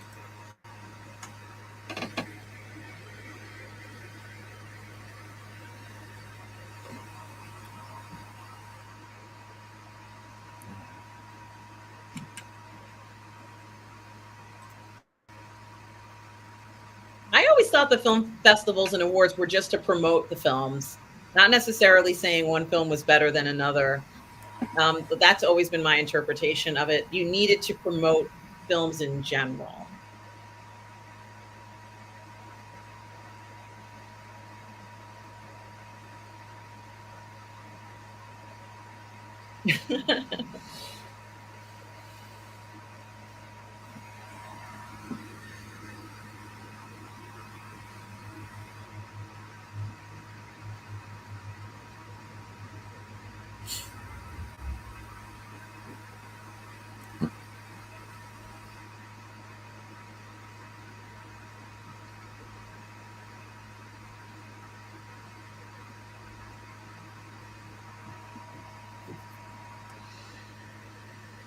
It's a great documentary, Darth Vader. What did you think of it? I appreciate bluntness and straightforwardness. He's definitely not a conventional guy. He's he basically just takes what he is. Look at this is what I am. Take it or leave it. Yeah, And and of course, Tom Jr. Jackson reminds us the priest that Friedkin is talking about, Father Armoth, is the priest that Russell Crowe played in The Pope's Exorcist. Thank you so much, Tom Jr. Jackson, for that reminder. And I really enjoyed this documentary. It was wonderful. I've never seen it before. I feel like it's so exciting to see Friedkin talk about himself in his own words and explain everything that he's passionate about that really makes him excited about film. Certainly he enjoys the filmmaking process, but what a pleasure to be able to see this. Of course, he has passed away just this year, but seeing this take on things and how he views film is just wonderful. Dr. Plato, did you have any interesting moments in the documentary that you wanted to point out and thoughts about this documentary? I was curious about what he was talking about transcending reality. Like reality, not the most important thing. I'm not sure what he means by reality and what does he mean by transcending it. I don't know what he means by that. He's intriguing enough a guy that I want to know more about that. Yeah, he doesn't Yeah. strike me as a sunglasses limousine guy. And that's what's refreshing. Yeah, that's a good point. And certainly, I guess he feels that so many of the movies, the way I'm interpreting is so many of the movies at the time when he was making his films, um, didn't have that sense of authenticity to it. So I think he feels that many of these other films were more staged and perhaps didn't deal with the dirty grittiness of the real world. So I think maybe that's what he's talking about. Um, and for transcending reality, I guess what he really wants to, honestly, The Exorcist does transcend reality because it feels very real to me. I know it's a film, but boy, it feels very real to me. It certainly doesn't feel like it's a film or something that isn't happening. For me, that's the definition of transcending reality. If the film takes you there to a point of horror where you're terrified, I think honestly, it has transcended reality for me. I'm really curious, Dark Plato, well, after you see The Exorcist, what do you think about it? And Tom Jr. Jackson says the way Freakin ends this movie is my favorite closing quote. Yes, he really does need the microphone to drop it. He doesn't have the microphone to drop it, but it is. And he's happy. He seems pretty happy with his accomplishments. I think he has a lot to celebrate. And as I said, Cruise It is my favorite film, but certainly The Exorcist cannot be ignored. And The Exorcist is a film that we're never going to be able to ignore. It's always going to be a top contender in the list of greatest films ever made. I'm curious as to whether this is a film that he, he said he still feels like he hasn't made the film that he'd be known for. Maybe this wasn't necessarily a film he felt that he should be known for, but it's impossible to ignore this film. This is, you just can't. It's too dramatic. It's too intense. And once again, it's another film that I think transcends, which is what he wanted, and um, it's absolutely terrifying. It's terrifying. There's no other way to describe The Exorcist, as far as I'm concerned. Let me stop the timer and start it again here. Darth Plato, are you queued up for The Exorcist? Yeah, I'm at Sure. 45 Okay. seconds. So let me just. Yeah, I'm watching the version on Amazon. So Wonderful.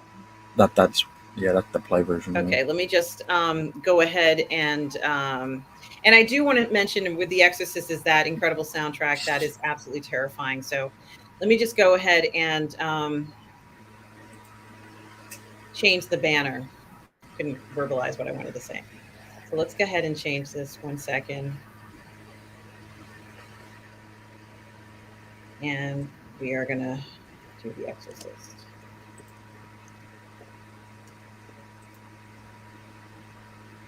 Live. Watch party.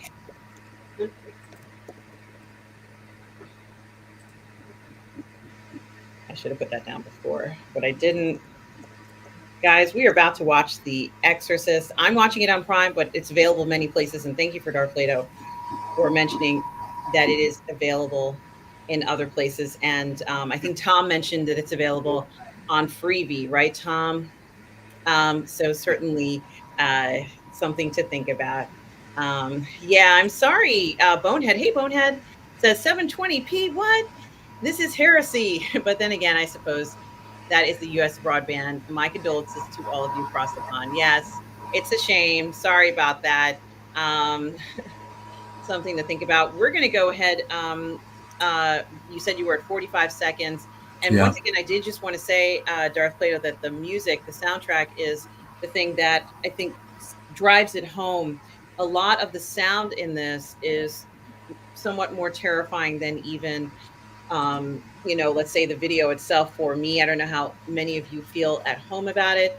But I feel like the sound of this film, the sound elements, which is absolutely terrifying, um, that's made to terrify you. And I'm going to just put this at 45 seconds here.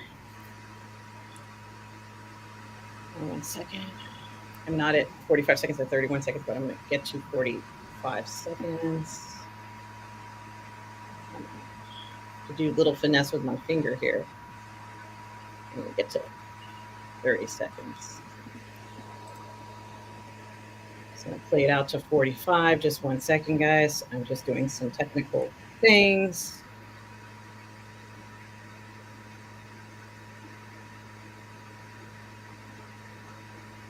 And in the beginning of the, I don't know, you can hear, you can actually hear at the beginning of the film. I did just want to mention it. You can actually hear someone doing the call to prayer at the beginning of the film. So we're at 46 seconds. It says you'll see the sun just rising, of course, and that's where we're at. And we're going to do this. Three, two, one. Uh, let's go. Press play.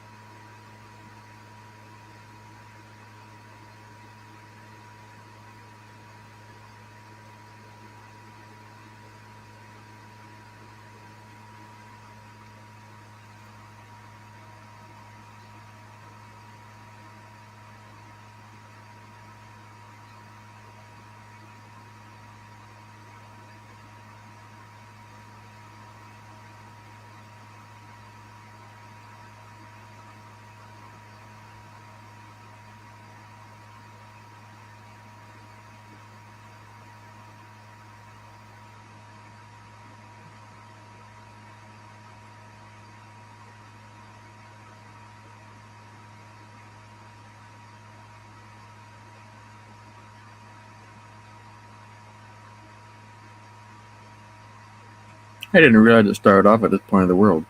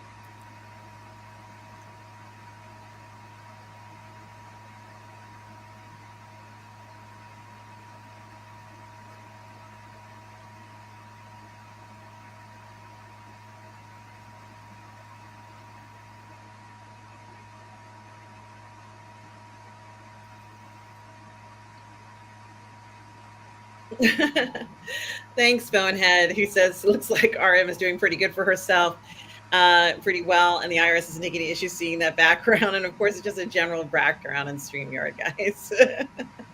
It's not my actual background; it's just a background that I wanted to use for tonight.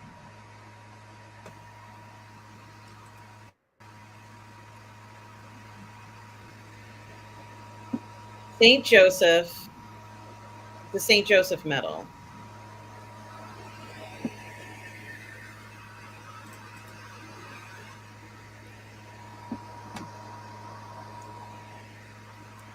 You're in a nice place. You're in a nice house. It's not my. It's not there. It's not there. It's. Well, I can hopefully the change. guy. Well, hopefully the guy won't come home. I can change it as well. Like I can change it to. I considered. I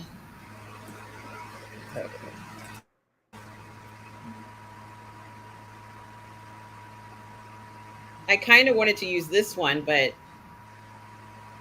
I don't know if it'll show. You can't see Grogu because my head is in front of him. Not really thematic. Yeah. And then there's this one. This blur one. So you can actually see the real background. And I do The like brick this. wall would have been good for French Connection. Yeah. I do also like this one, but this is the one I'm sticking with. This one.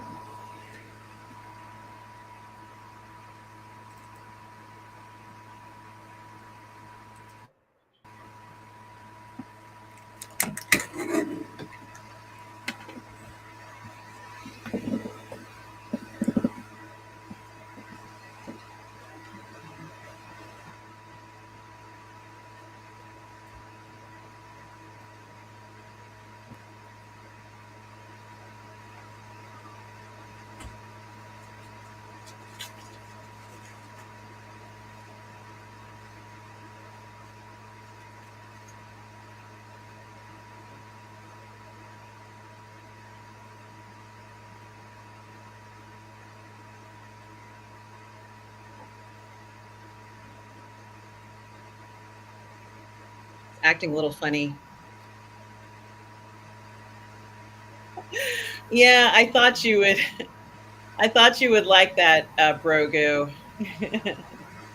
I might have to turn off the background because it's a little shaky. Let me see if I have anything else running that I can stop because I don't want to be thrown out of this.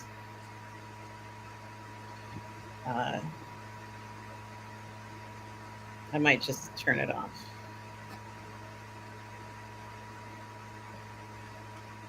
for now.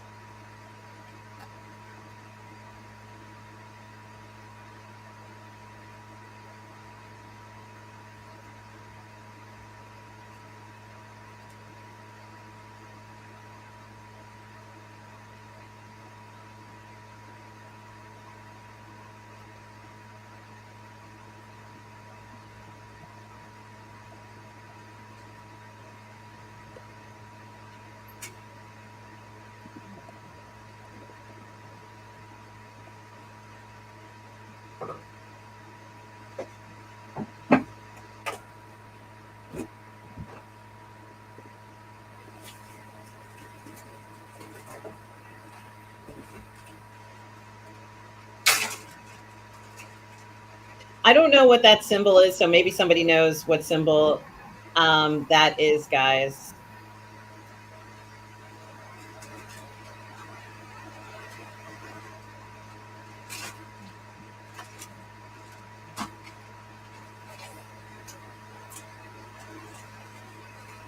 Oh, you like this background, Brogu? This one? The lighting in here is not great. That's kind of another reason why I was kind of doing another one, but true. True.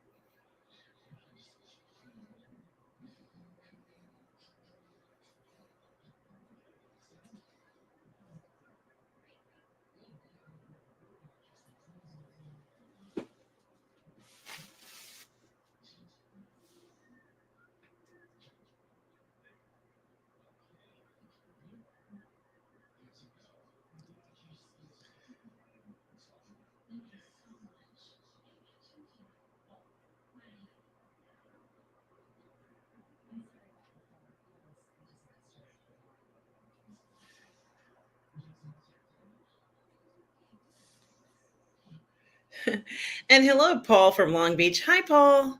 How are you? He says, oh my God, sorry I didn't log in earlier. Cheers, RM. Can't wait for Christmas. Yes, I can't wait. Certainly looking forward to seeing you this Christmas, especially with Mikey Lito. So looking forward to that, Paul. Hope you are doing well today. And here's part of that infamous soundtrack that we all associate with this film.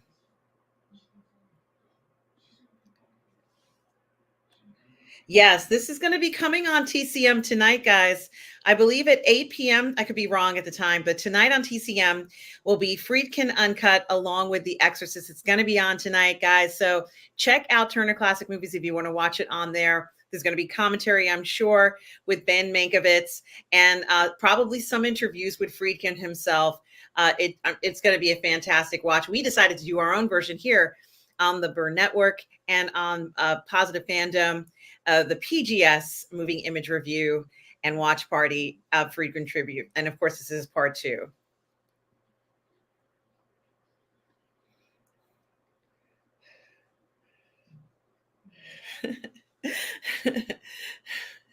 Yes, Tubular Bells. Thank you so much, Paul from Long Beach says that's Tubular Bells, which we hear a lot. Like it's second nature hearing that music everywhere these days.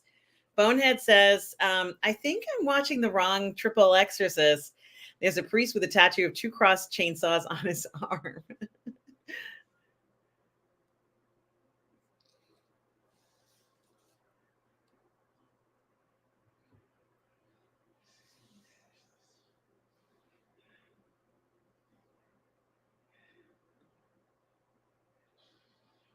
And cheers to you as well, Darth Plato from Paul in Long Beach.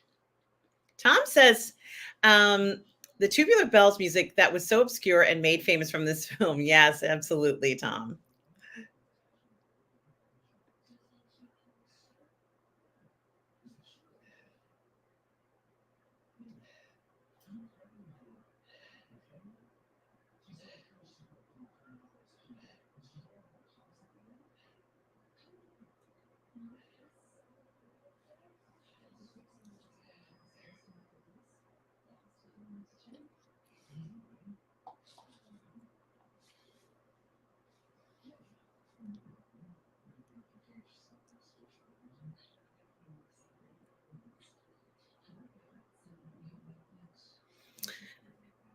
Ah, good old Subway.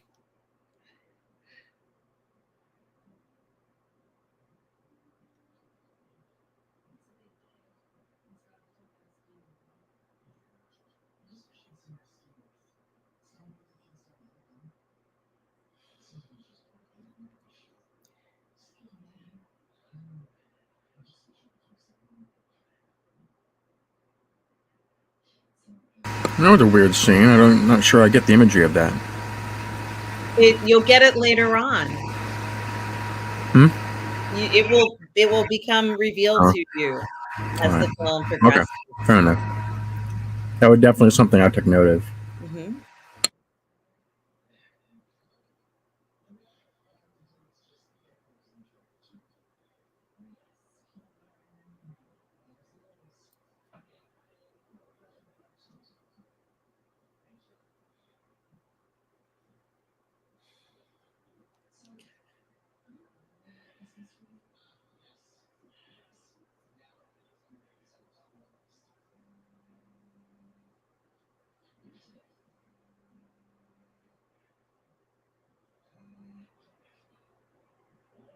I guess I don't have to tell you guys that my mother won't be watching The Exorcist tonight because she doesn't like the film, but she's watching Christmas movies on the Hallmark Channel.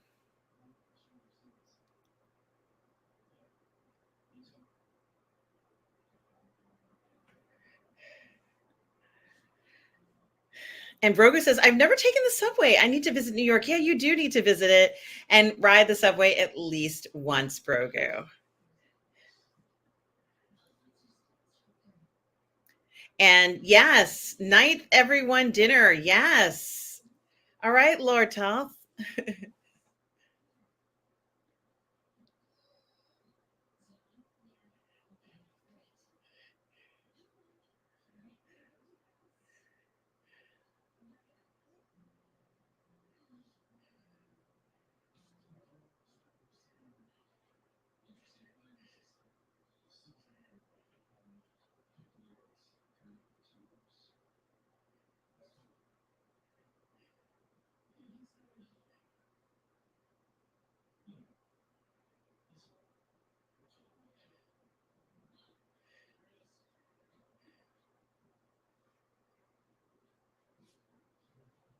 See you later, Lord Toth. Yeah, Brogu, aren't they wonderful? Oh my gosh. I will actually watch a Hallmark movie after watching The Exorcist, believe it or not. Yep, it's going to happen.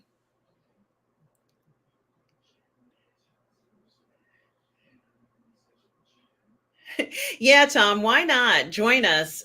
There is a movie coming up later tonight, and I taped it because I didn't want to miss it. It's Biltmore Christmas on the Hallmark Channel. It's a special time traveling Christmas movie, and you don't want to miss it.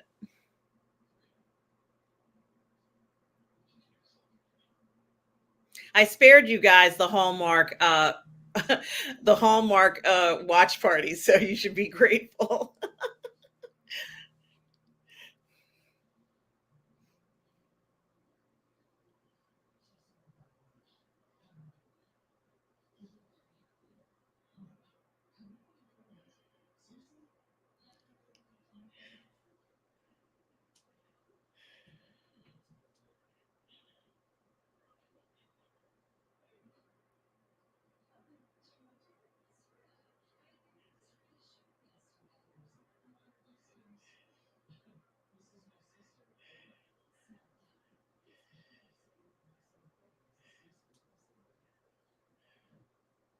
It was so much fun making those plaster models and painting them.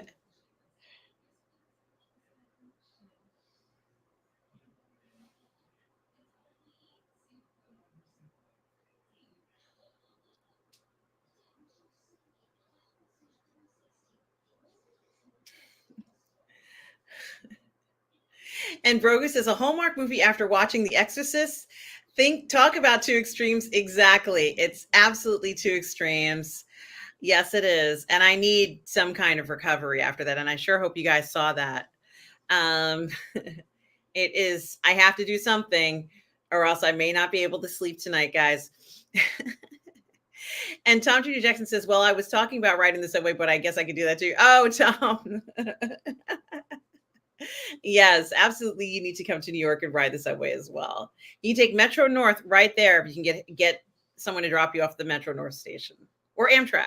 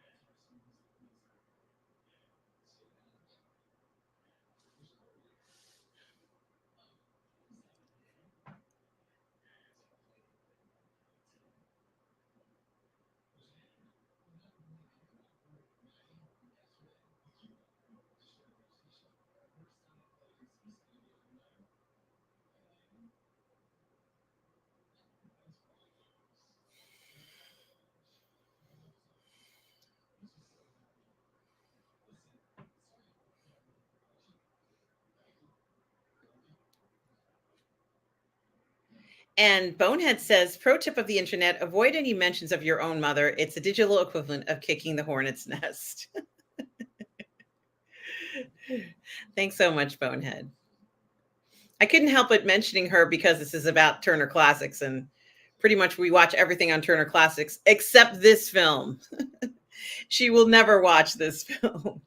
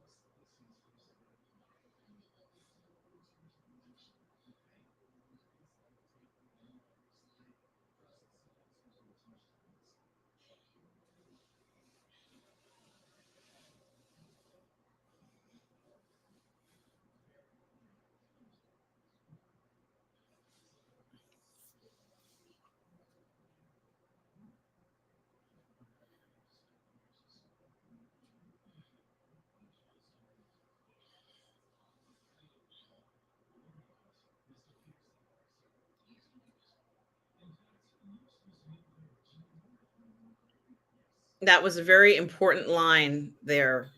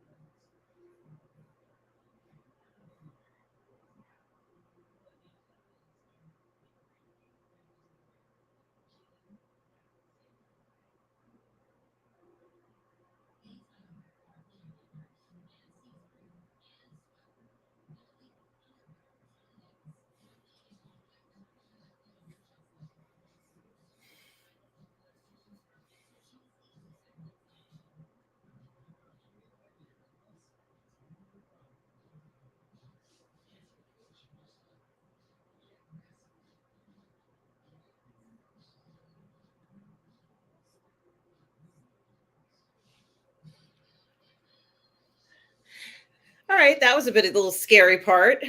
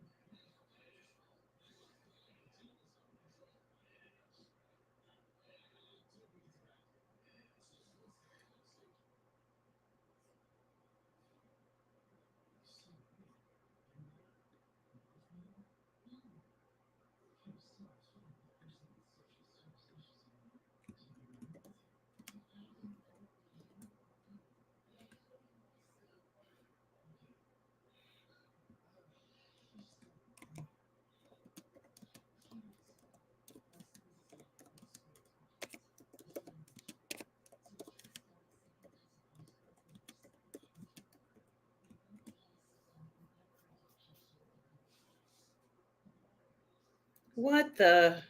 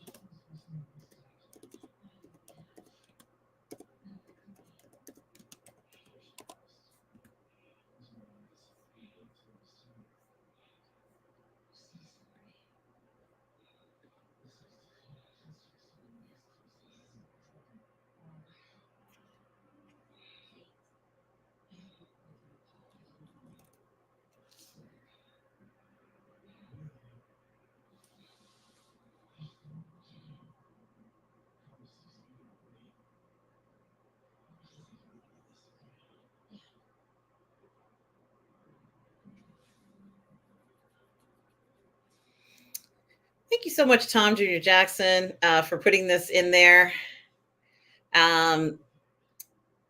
Says check out and subscribe to my channel, Positive Fandom. I certainly do appreciate it, Tom. And Tom, can you please post your link as well, if you don't mind, so I can pop it up in the feed here as well. And thank you, Tom, as always.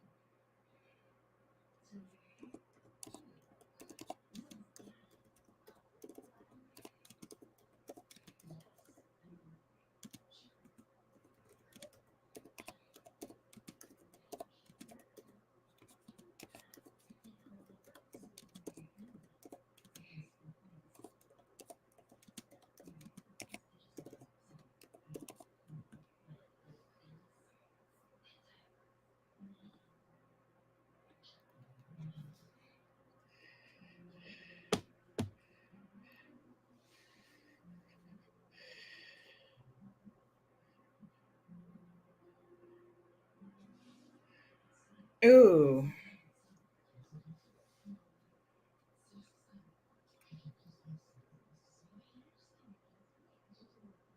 And Bonehead says the first time I turned on TCM, Empire Strikes Back was on, and I wasn't on espionage duty. The USSR was already dissolved by then.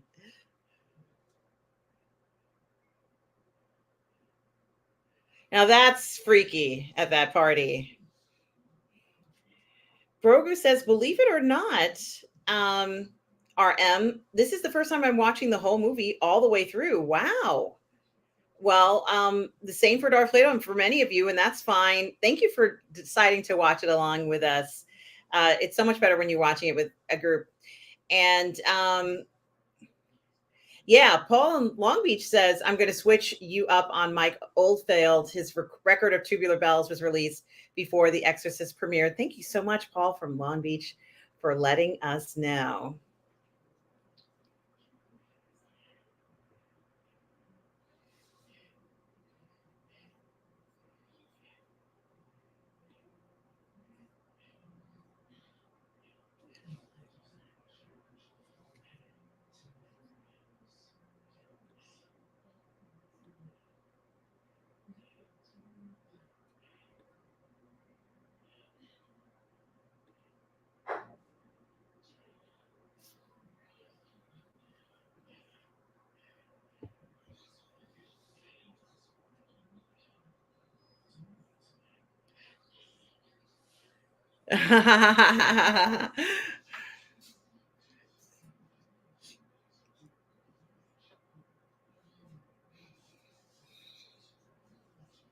Yeah, I don't know that song.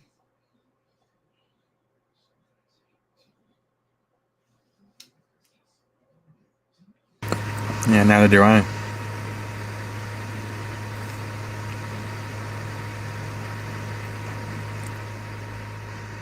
Whoa. Aww. Yikes.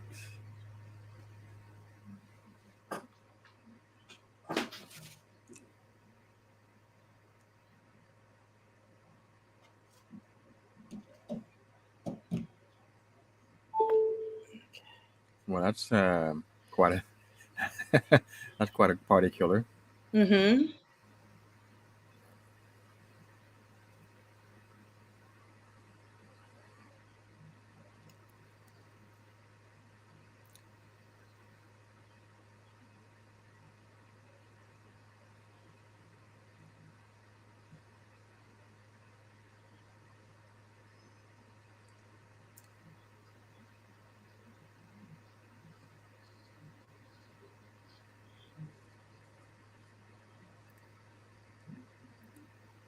What exactly is she sick with? I don't know. Does anybody know what her ailment is in the chat? Gee, I like the outfit she's wearing, the mother right there. I like that top. Somebody let us know what the ailment that the young girl is suffering from. And guys, here's Tom Junior Jackson's YouTube channel. Make sure you check it out.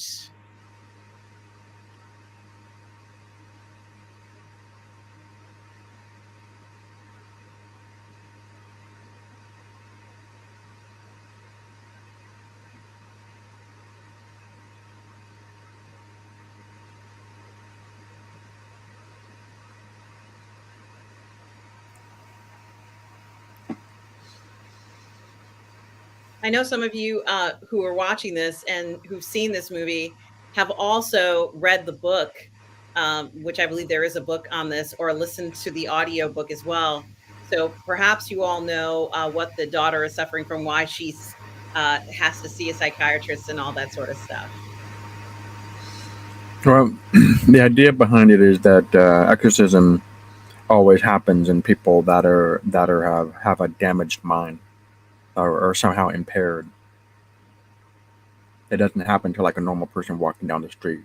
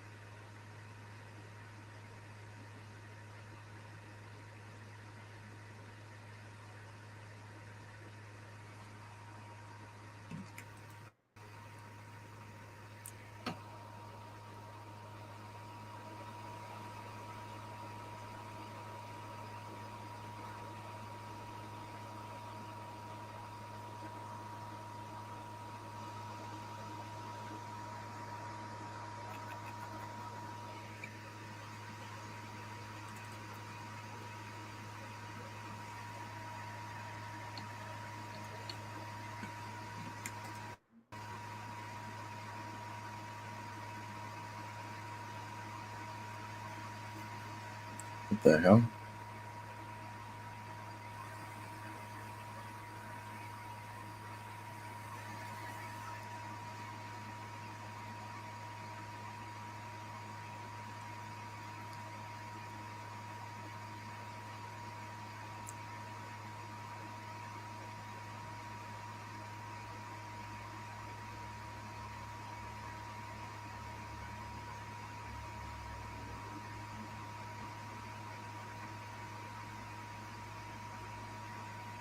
Not worthy to receive you, but only say the word and I shall be healed. Hello, Blazing Asian. How are you? Says shout out to RM and Darth Plato. Blazing Asian, we are watching The Exorcist, and we're just about wow, already 43 minutes into it. It's going fast. Good to How you see doing, you, Blaze. Blazing? Hope you're well, and thanks for stopping by.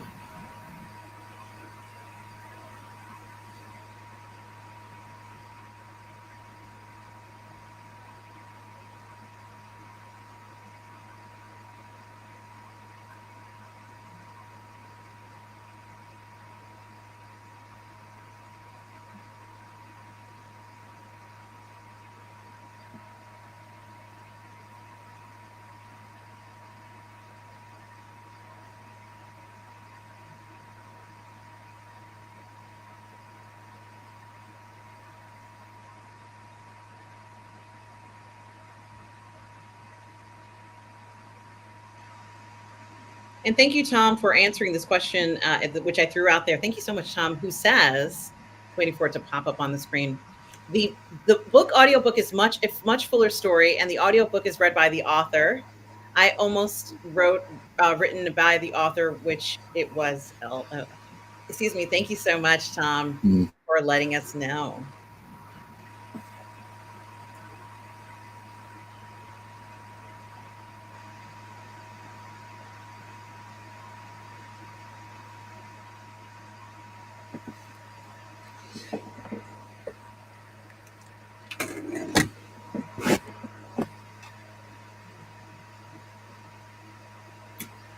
So at this point, she's thinking her daughter's going to have surgery or something, and it's going to be fine. And I think this is really interesting.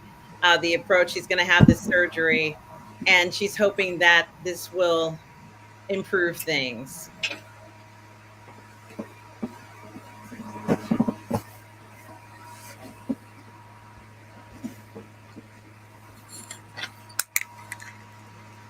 And Blazing Asian makes a good point, who tells us that the writer, just waiting for it to pop up here, the writer for The Exorcist directed the third movie. And thank you so much for letting us know, Blazing Asian. So glad that you let us know.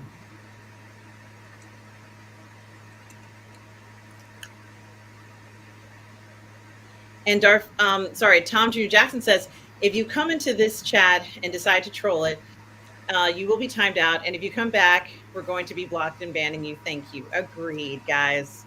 We're not putting up with anything anymore. We've been told to not tolerate that. Oh my gosh, I know what she's having done.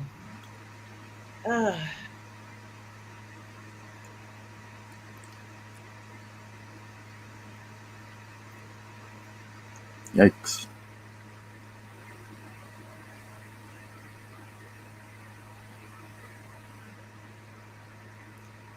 Poor thing. What the heck? Did they put that into the artery? I can't watch it.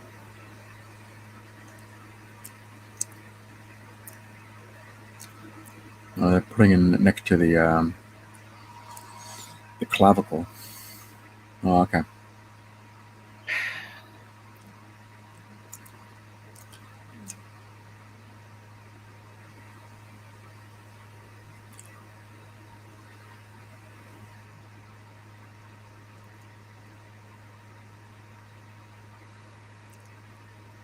That's quite a mess.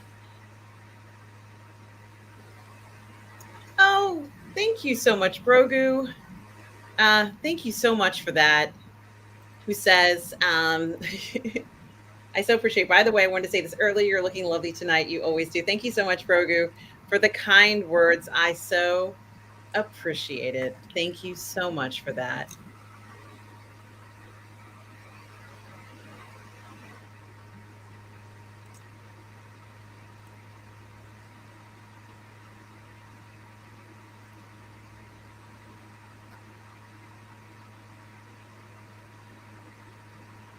And guys, it looks like she was having a diagnostic. I'm going to say with contrast. I'm not sure.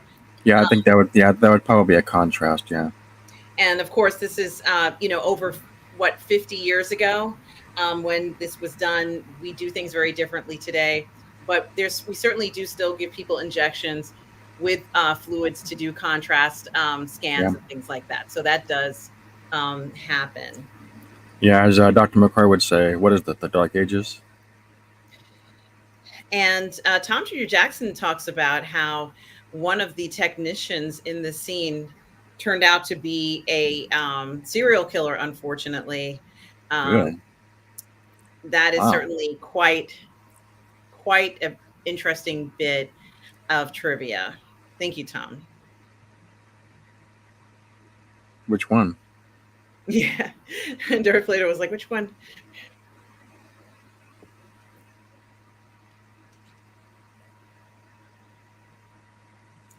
Whoa.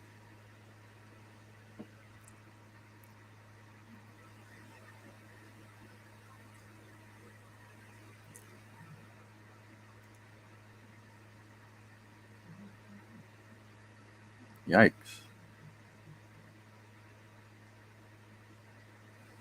Whoa. That's like right out of the Book of Acts, right there.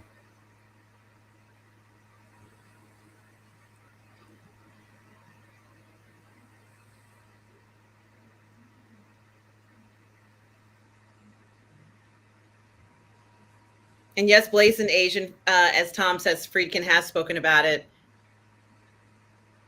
Another difficult scene. Certainly, that was not easy to film, guys. That was incredibly difficult to film a scene like that. And as you watch this movie, the scenes become more and more intense, and it's remarkable what they're able to accomplish. For what was it, a 2-minute scene, Darth Plato?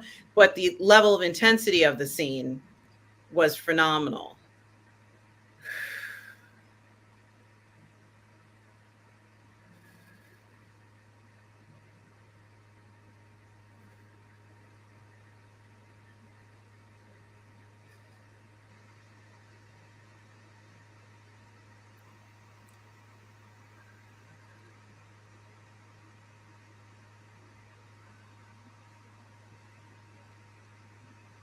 I actually have to take deep breaths after that scene.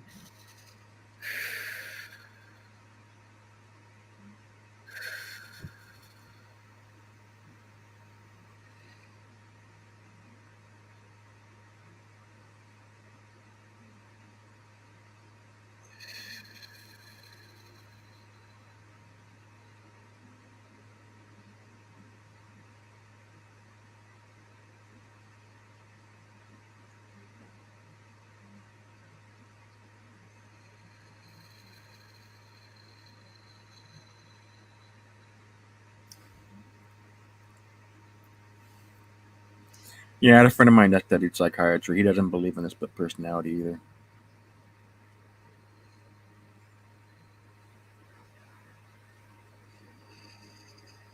No, I have not watched Exorcist Believer yet, Blazing Asian. I'm waiting for my best friend who is a huge Exorcist and horror fan. Um, the next time that I see him, I don't know when that's going to be, but the next time that I see him, when he's, let's say, in New York, because he's not in this area right now, I'm going to leave it at that. The next time that I see him, we are going to watch some of these films, including The Exorcist Believer. Um, oh, it hasn't come out yet. Has it? Maybe for some people. I don't have the screening version. I know some of you guys get. Some of you who are in the chat have screener versions. So some of you guys get it a little bit before. I know it was in the theater and everything. But thank you for letting us know, Tom Jr. Jackson, that it will be on Hulu soon.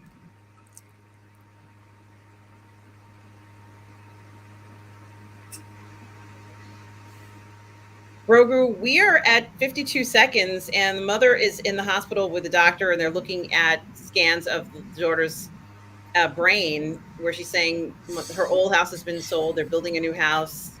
We're at 52 minutes in. You can see the counter right here. There's a counter. It says 52 minutes and 44 seconds.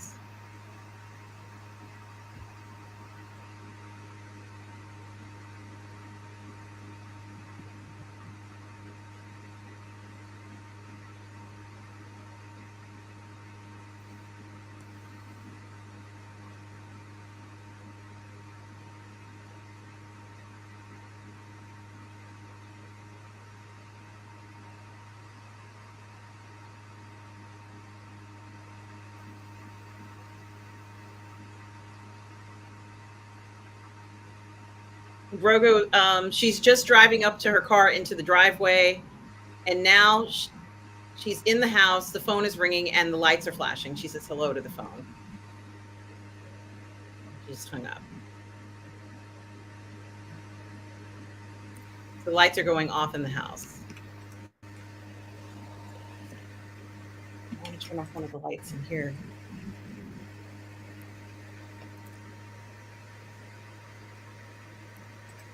No, it's too scary. I got to turn the other light back on. Get too scared.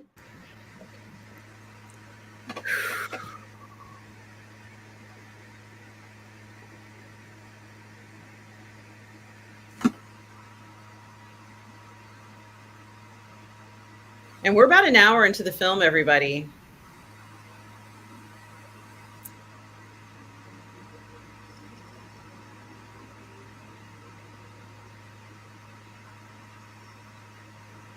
Yes, Brogu. I sure hope you are lined up with us. She just closed the window, and now she's covering the door with some covers.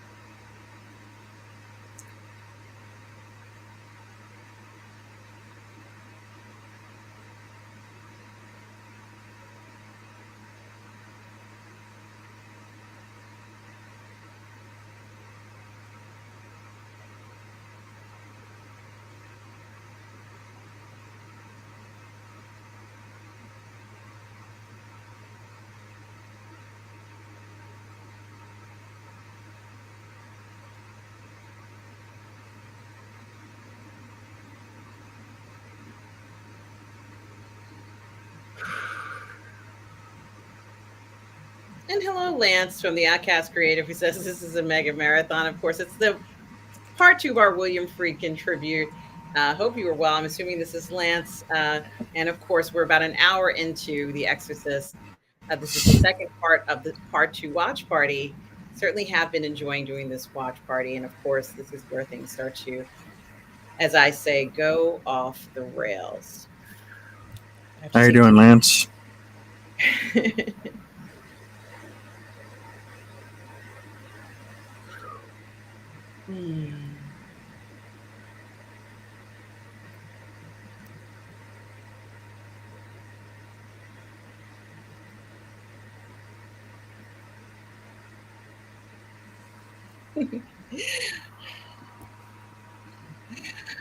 Brogu is telling me to turn off all the lights, make this as realistic as possible. Brogu, I would be so terrified. I would be able to handle it. Well, that's standard horror movie. You turn off all the lights, unlock all the doors.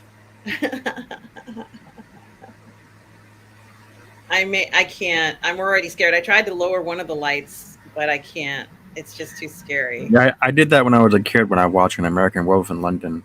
I thought as a kid, and I ran around the house turning on all the lights.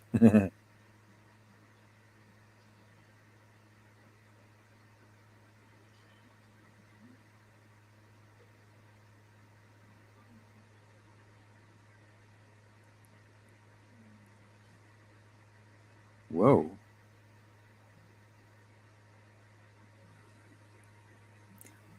Reminds me of the kid from the Wolverine movie, kind of flying around, super strength.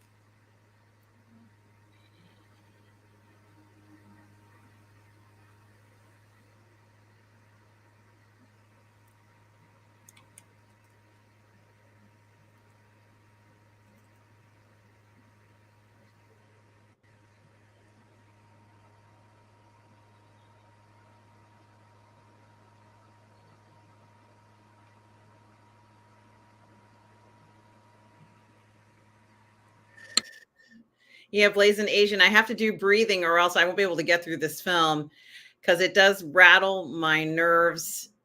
It really does rattle me. And I have to do the breathe in for 4 seconds, hold it for 4 seconds, and then breathe out for 4 seconds, or else my heart rate will be so high that, it's just, I won't be able to recover. So I have to do that for a film like this. It really does get to me.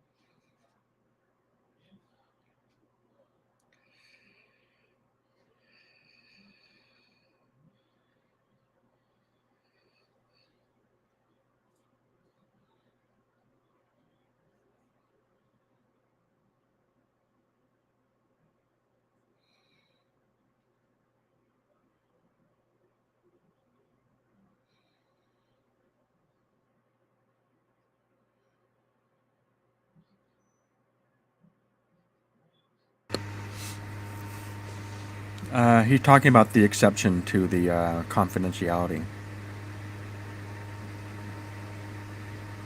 Yeah.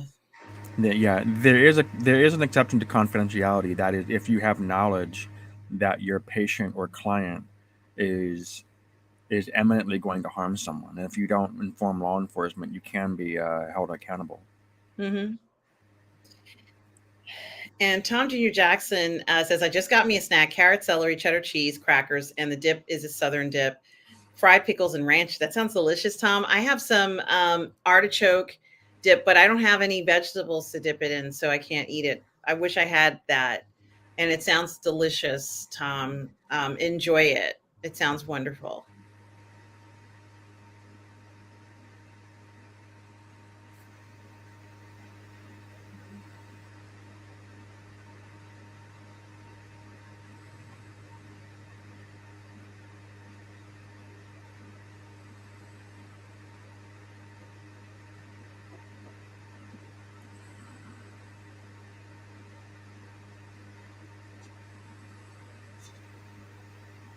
I don't get that reference.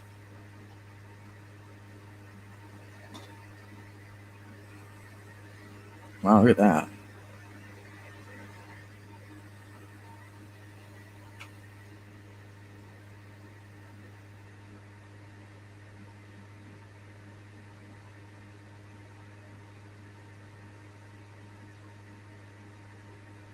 Hmm.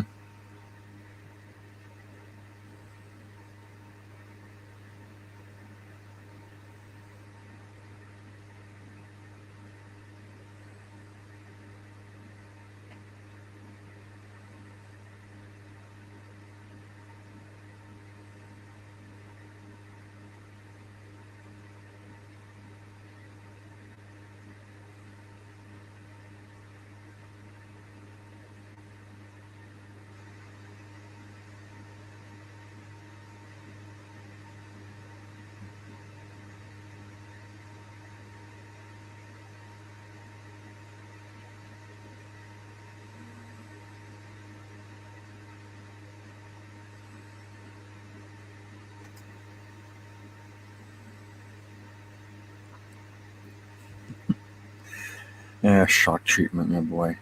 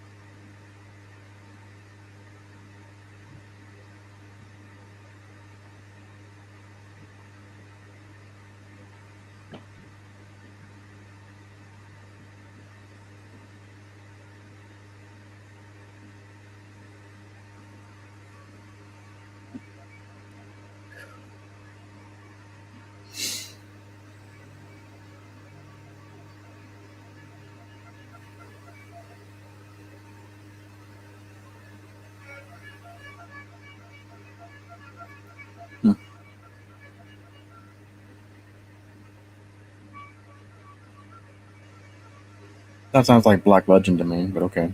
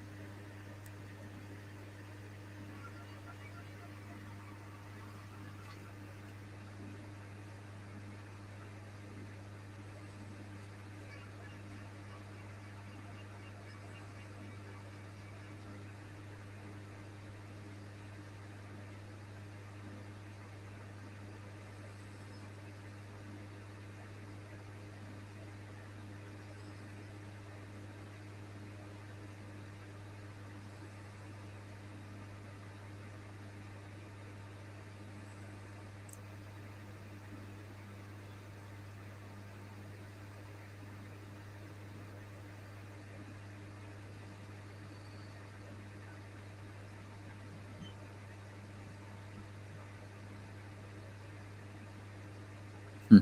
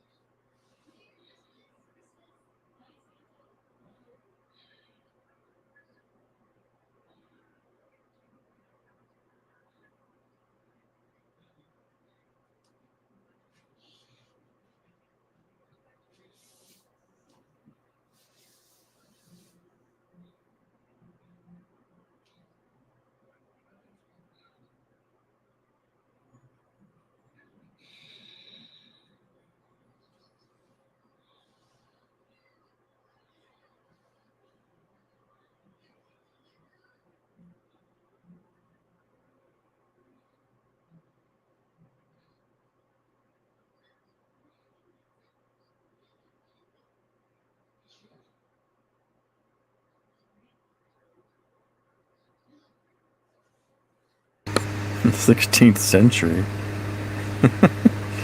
Yeah, try the first century.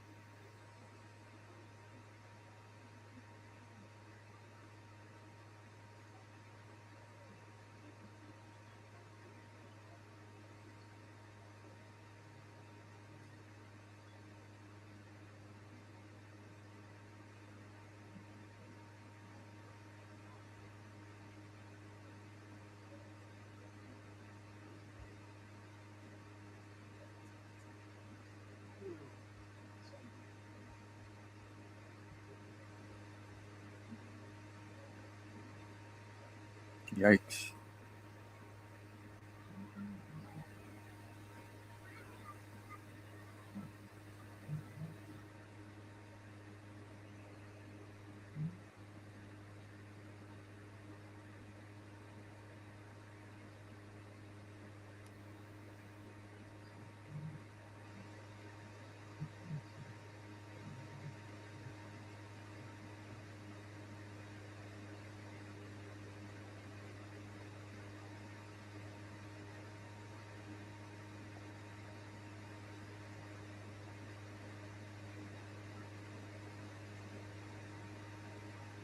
Notice the use of the plural.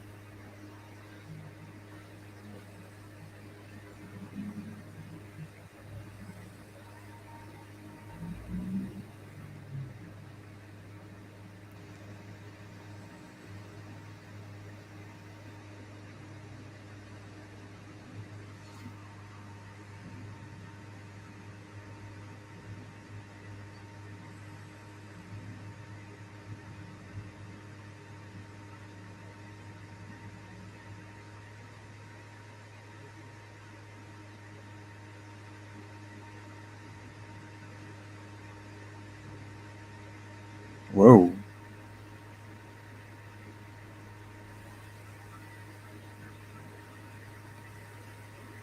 Whoa. That was quite a scene.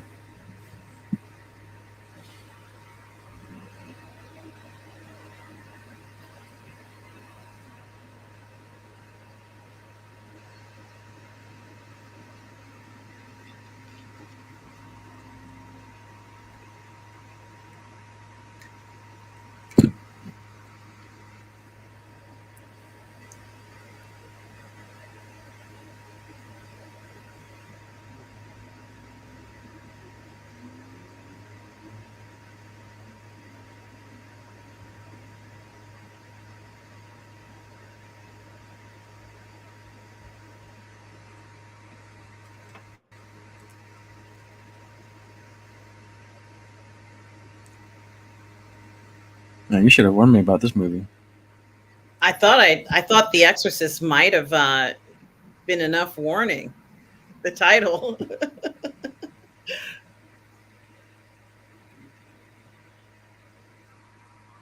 Yeah, that's a common one about the language. Somebody that age shouldn't know, like, 9, 10, 11 ancient languages.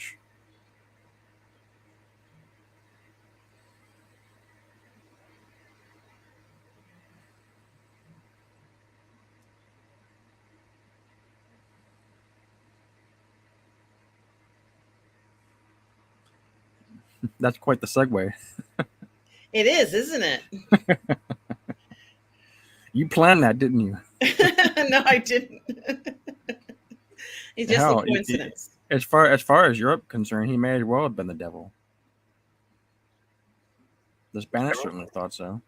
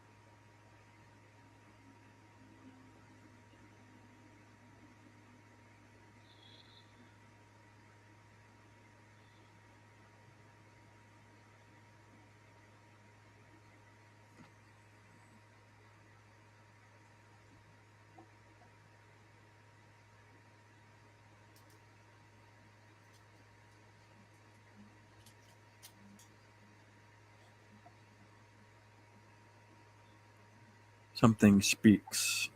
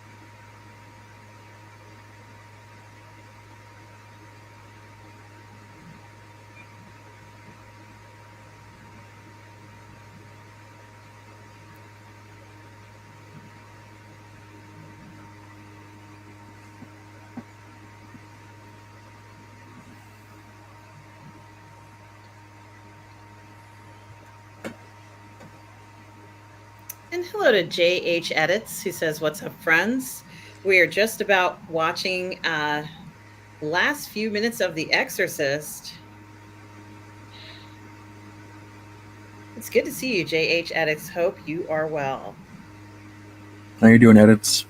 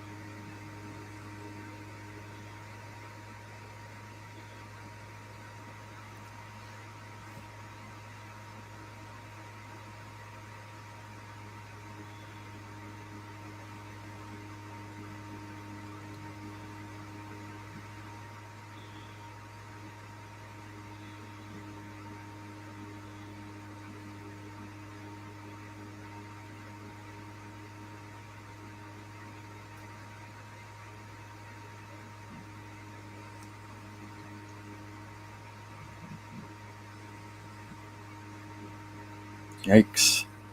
Just like a Sith Lord.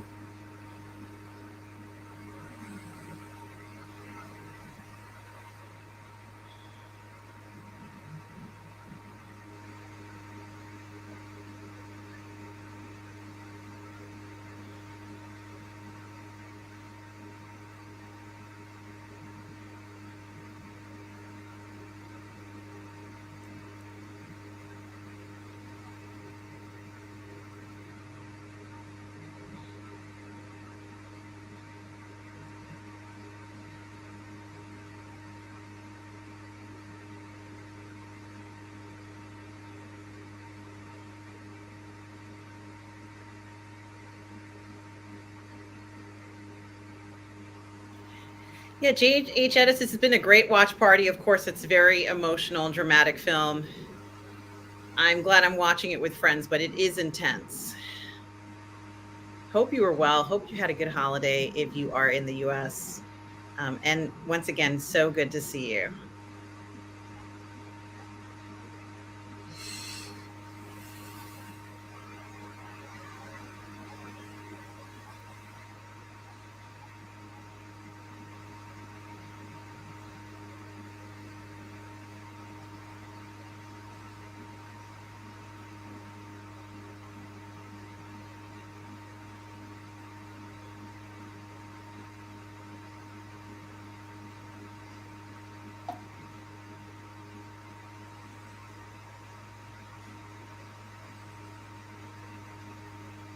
Why did she say there's only one?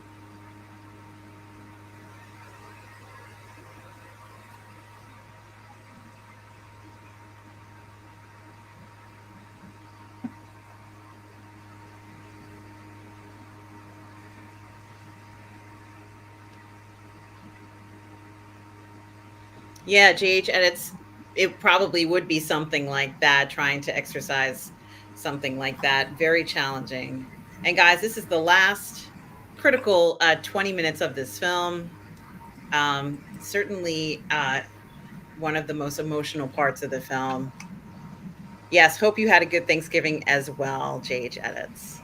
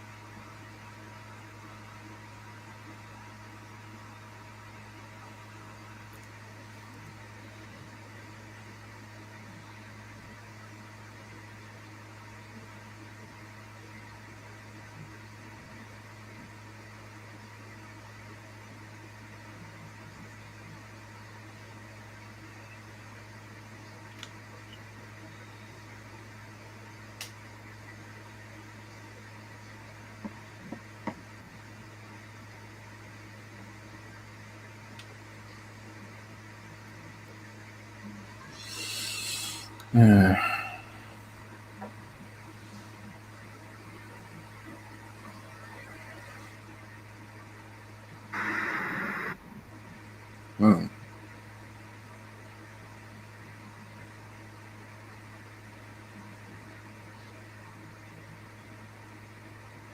Yeah, I didn't know demons talk like people on the street.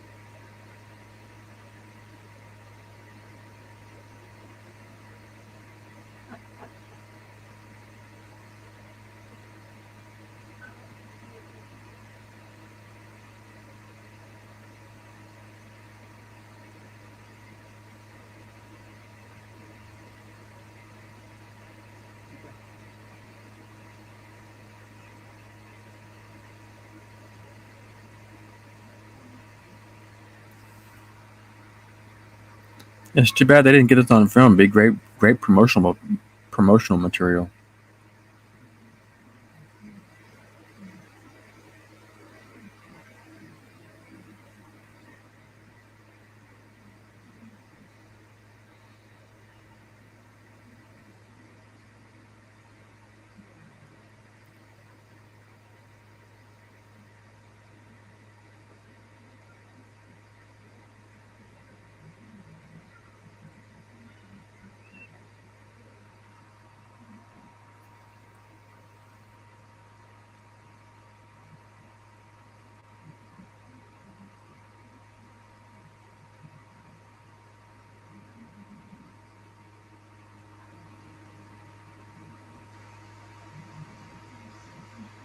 Yikes.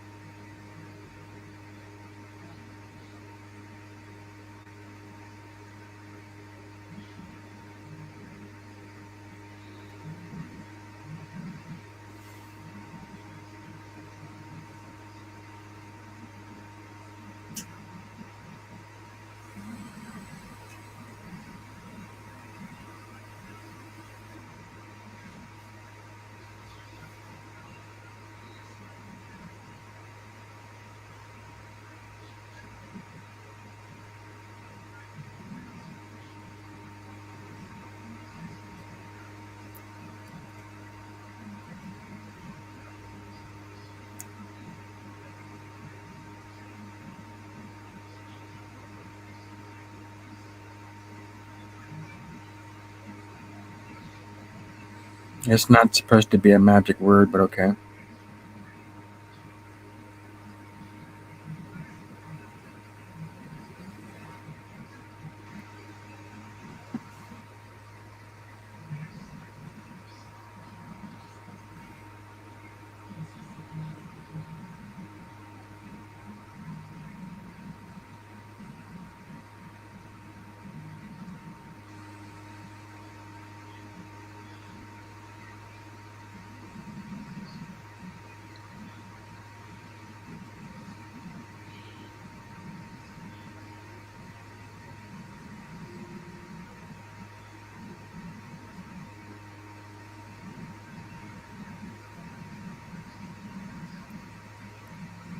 Yikes.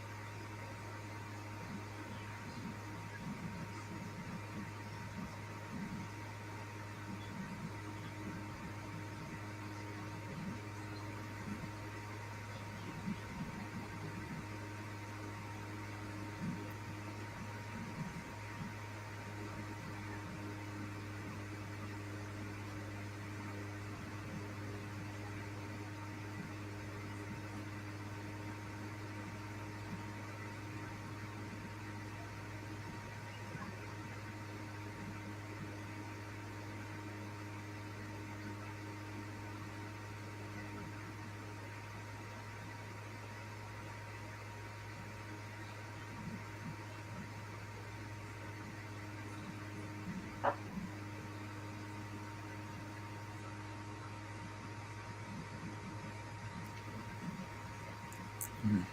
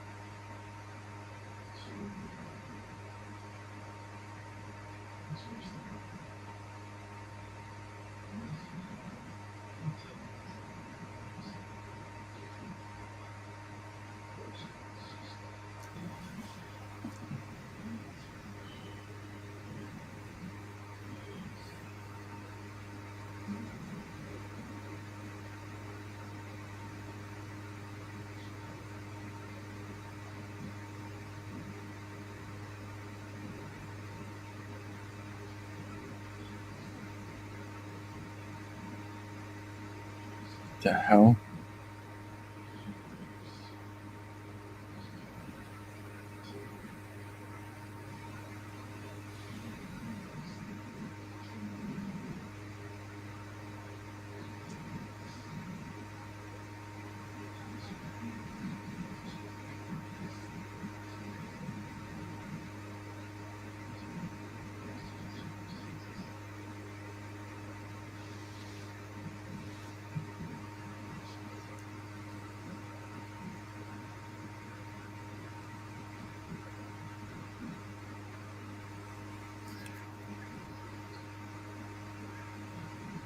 Whoa.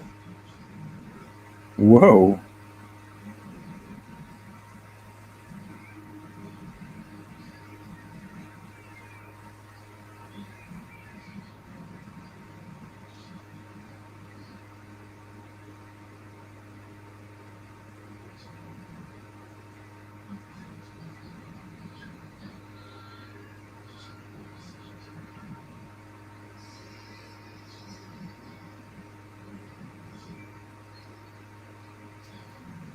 Whoa.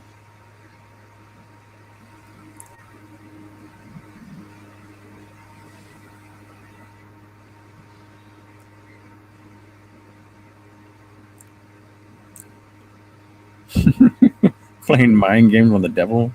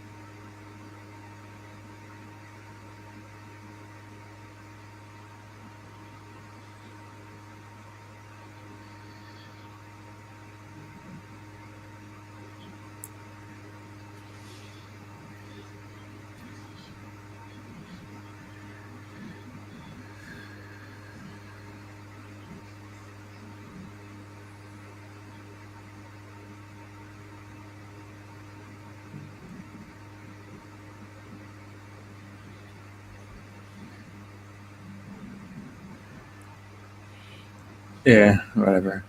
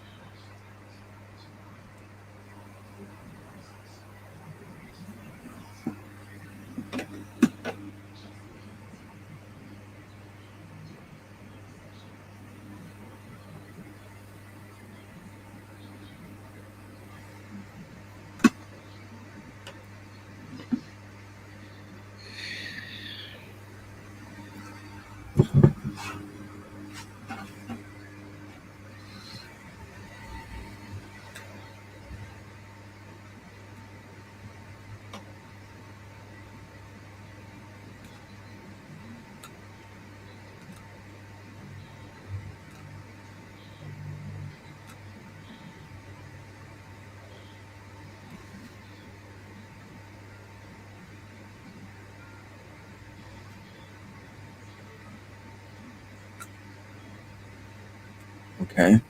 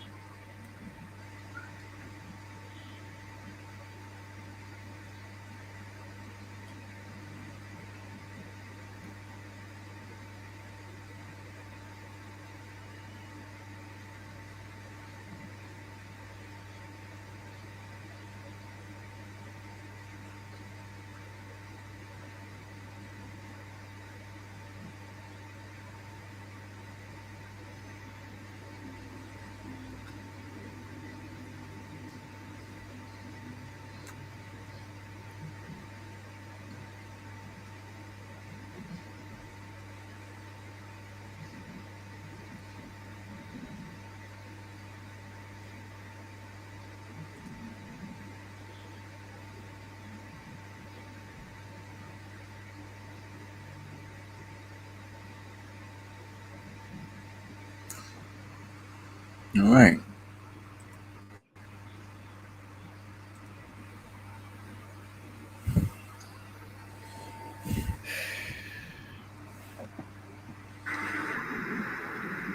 All right, Darth Plato, what did you think?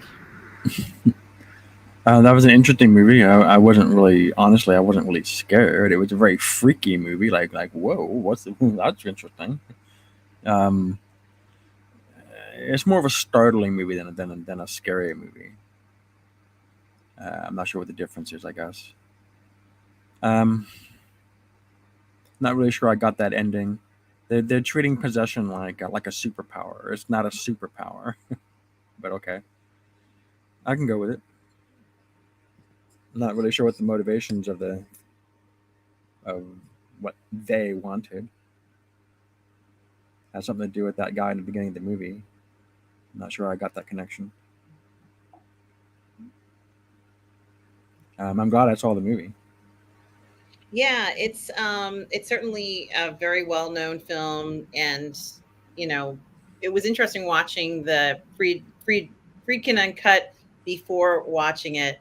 Um, Certainly, this was not an easy film to make. No. And even with the improvements in what would happen nowadays, everything had to be practical effects from what we saw in the film. So that was difficult. There was a bunch of stuff, like how they made the room cold and all that other stuff that was involved in it. But I think that it really did kind of set up uh, an eerie, cringy, uncomfortable horror film that nobody wants to go through this. I don't think anybody would want to be a victim of possession. And as I said, I feel like The Conjuring, does a good job of kind of copying this particular um, format even more now. And I think that's why The Conjuring has been such a popular series Interesting. recently. And you have not seen The Conjuring, Darth No, Plato? I've not. No. Okay.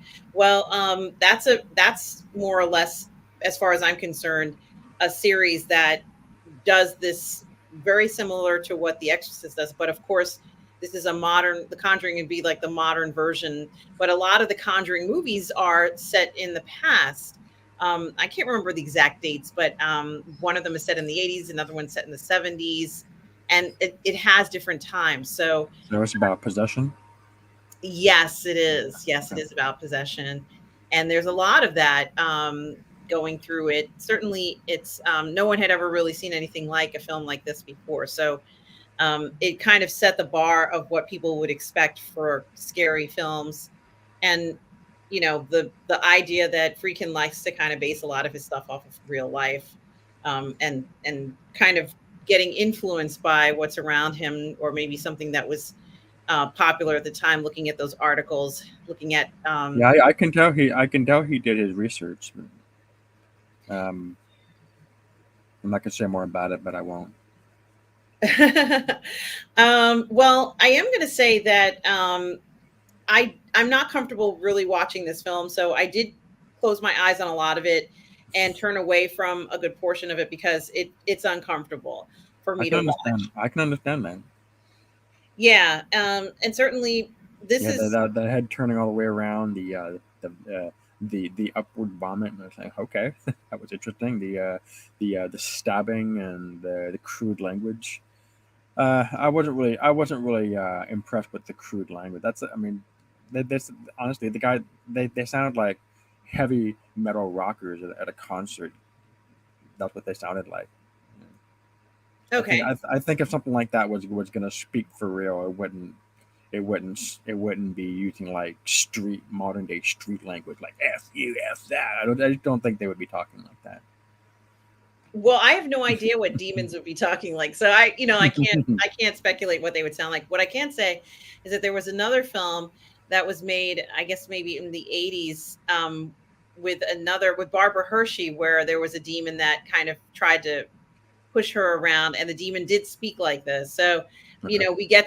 we have, or were seeing a lot of, let's say, demons at the time, um, that would go ahead and have conversations like that with people who they were possessing, or those around them. So it is very creepy for a $12 million budget. Combined, they're saying that the film has made almost $400 million, which is unbelievable. Through the years. Well, sure. Bear in mind, $12 million in 1972, 1973 is a lot more money now.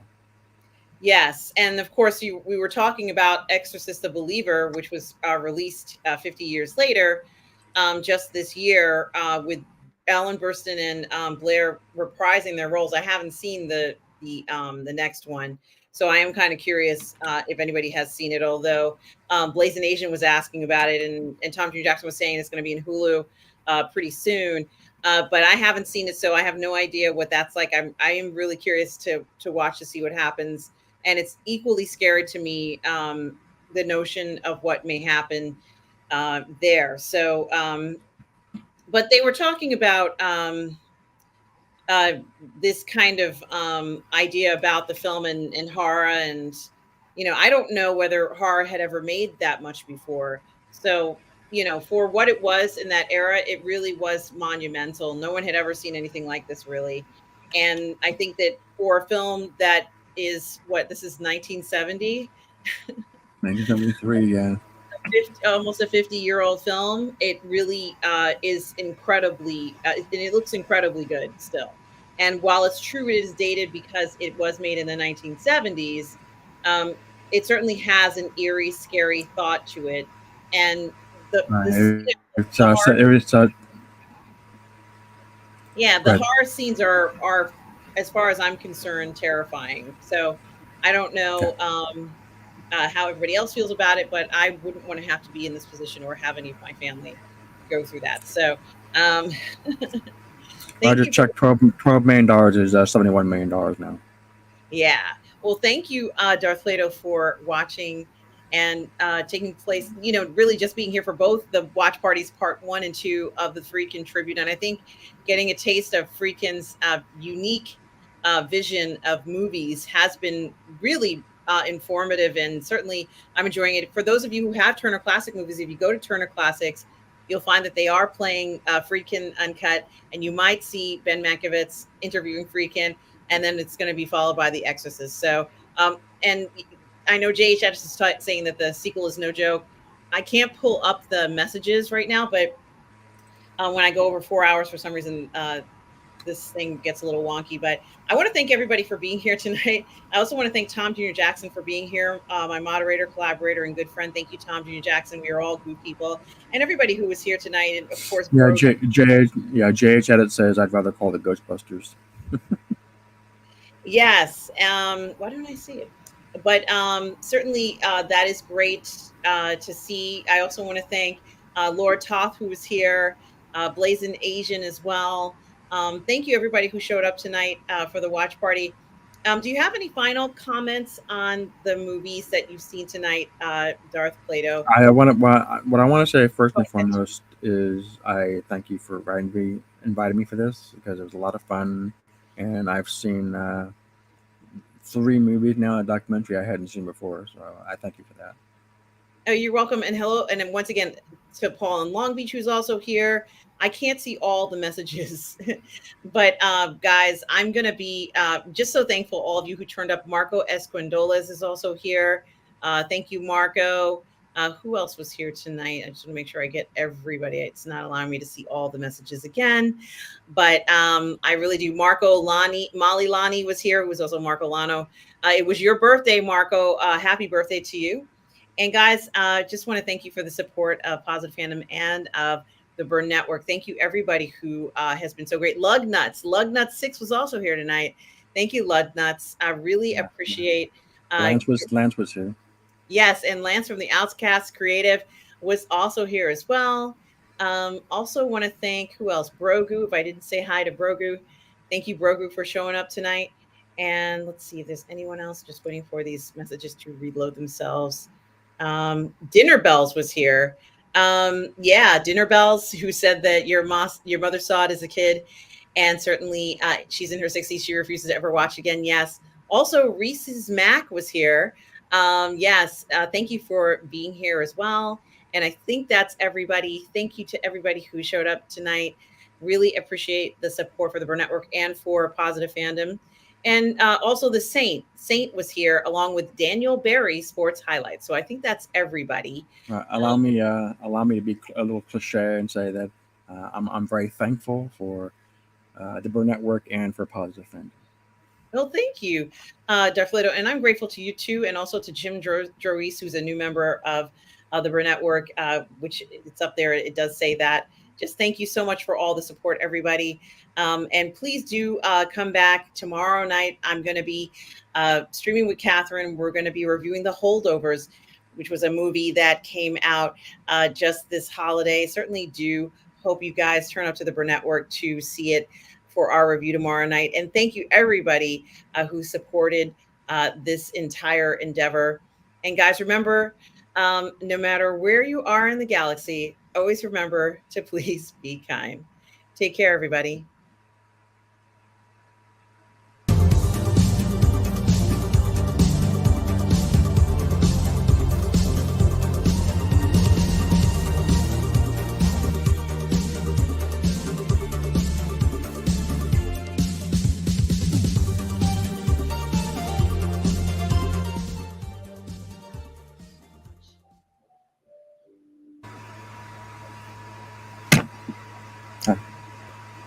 Hello?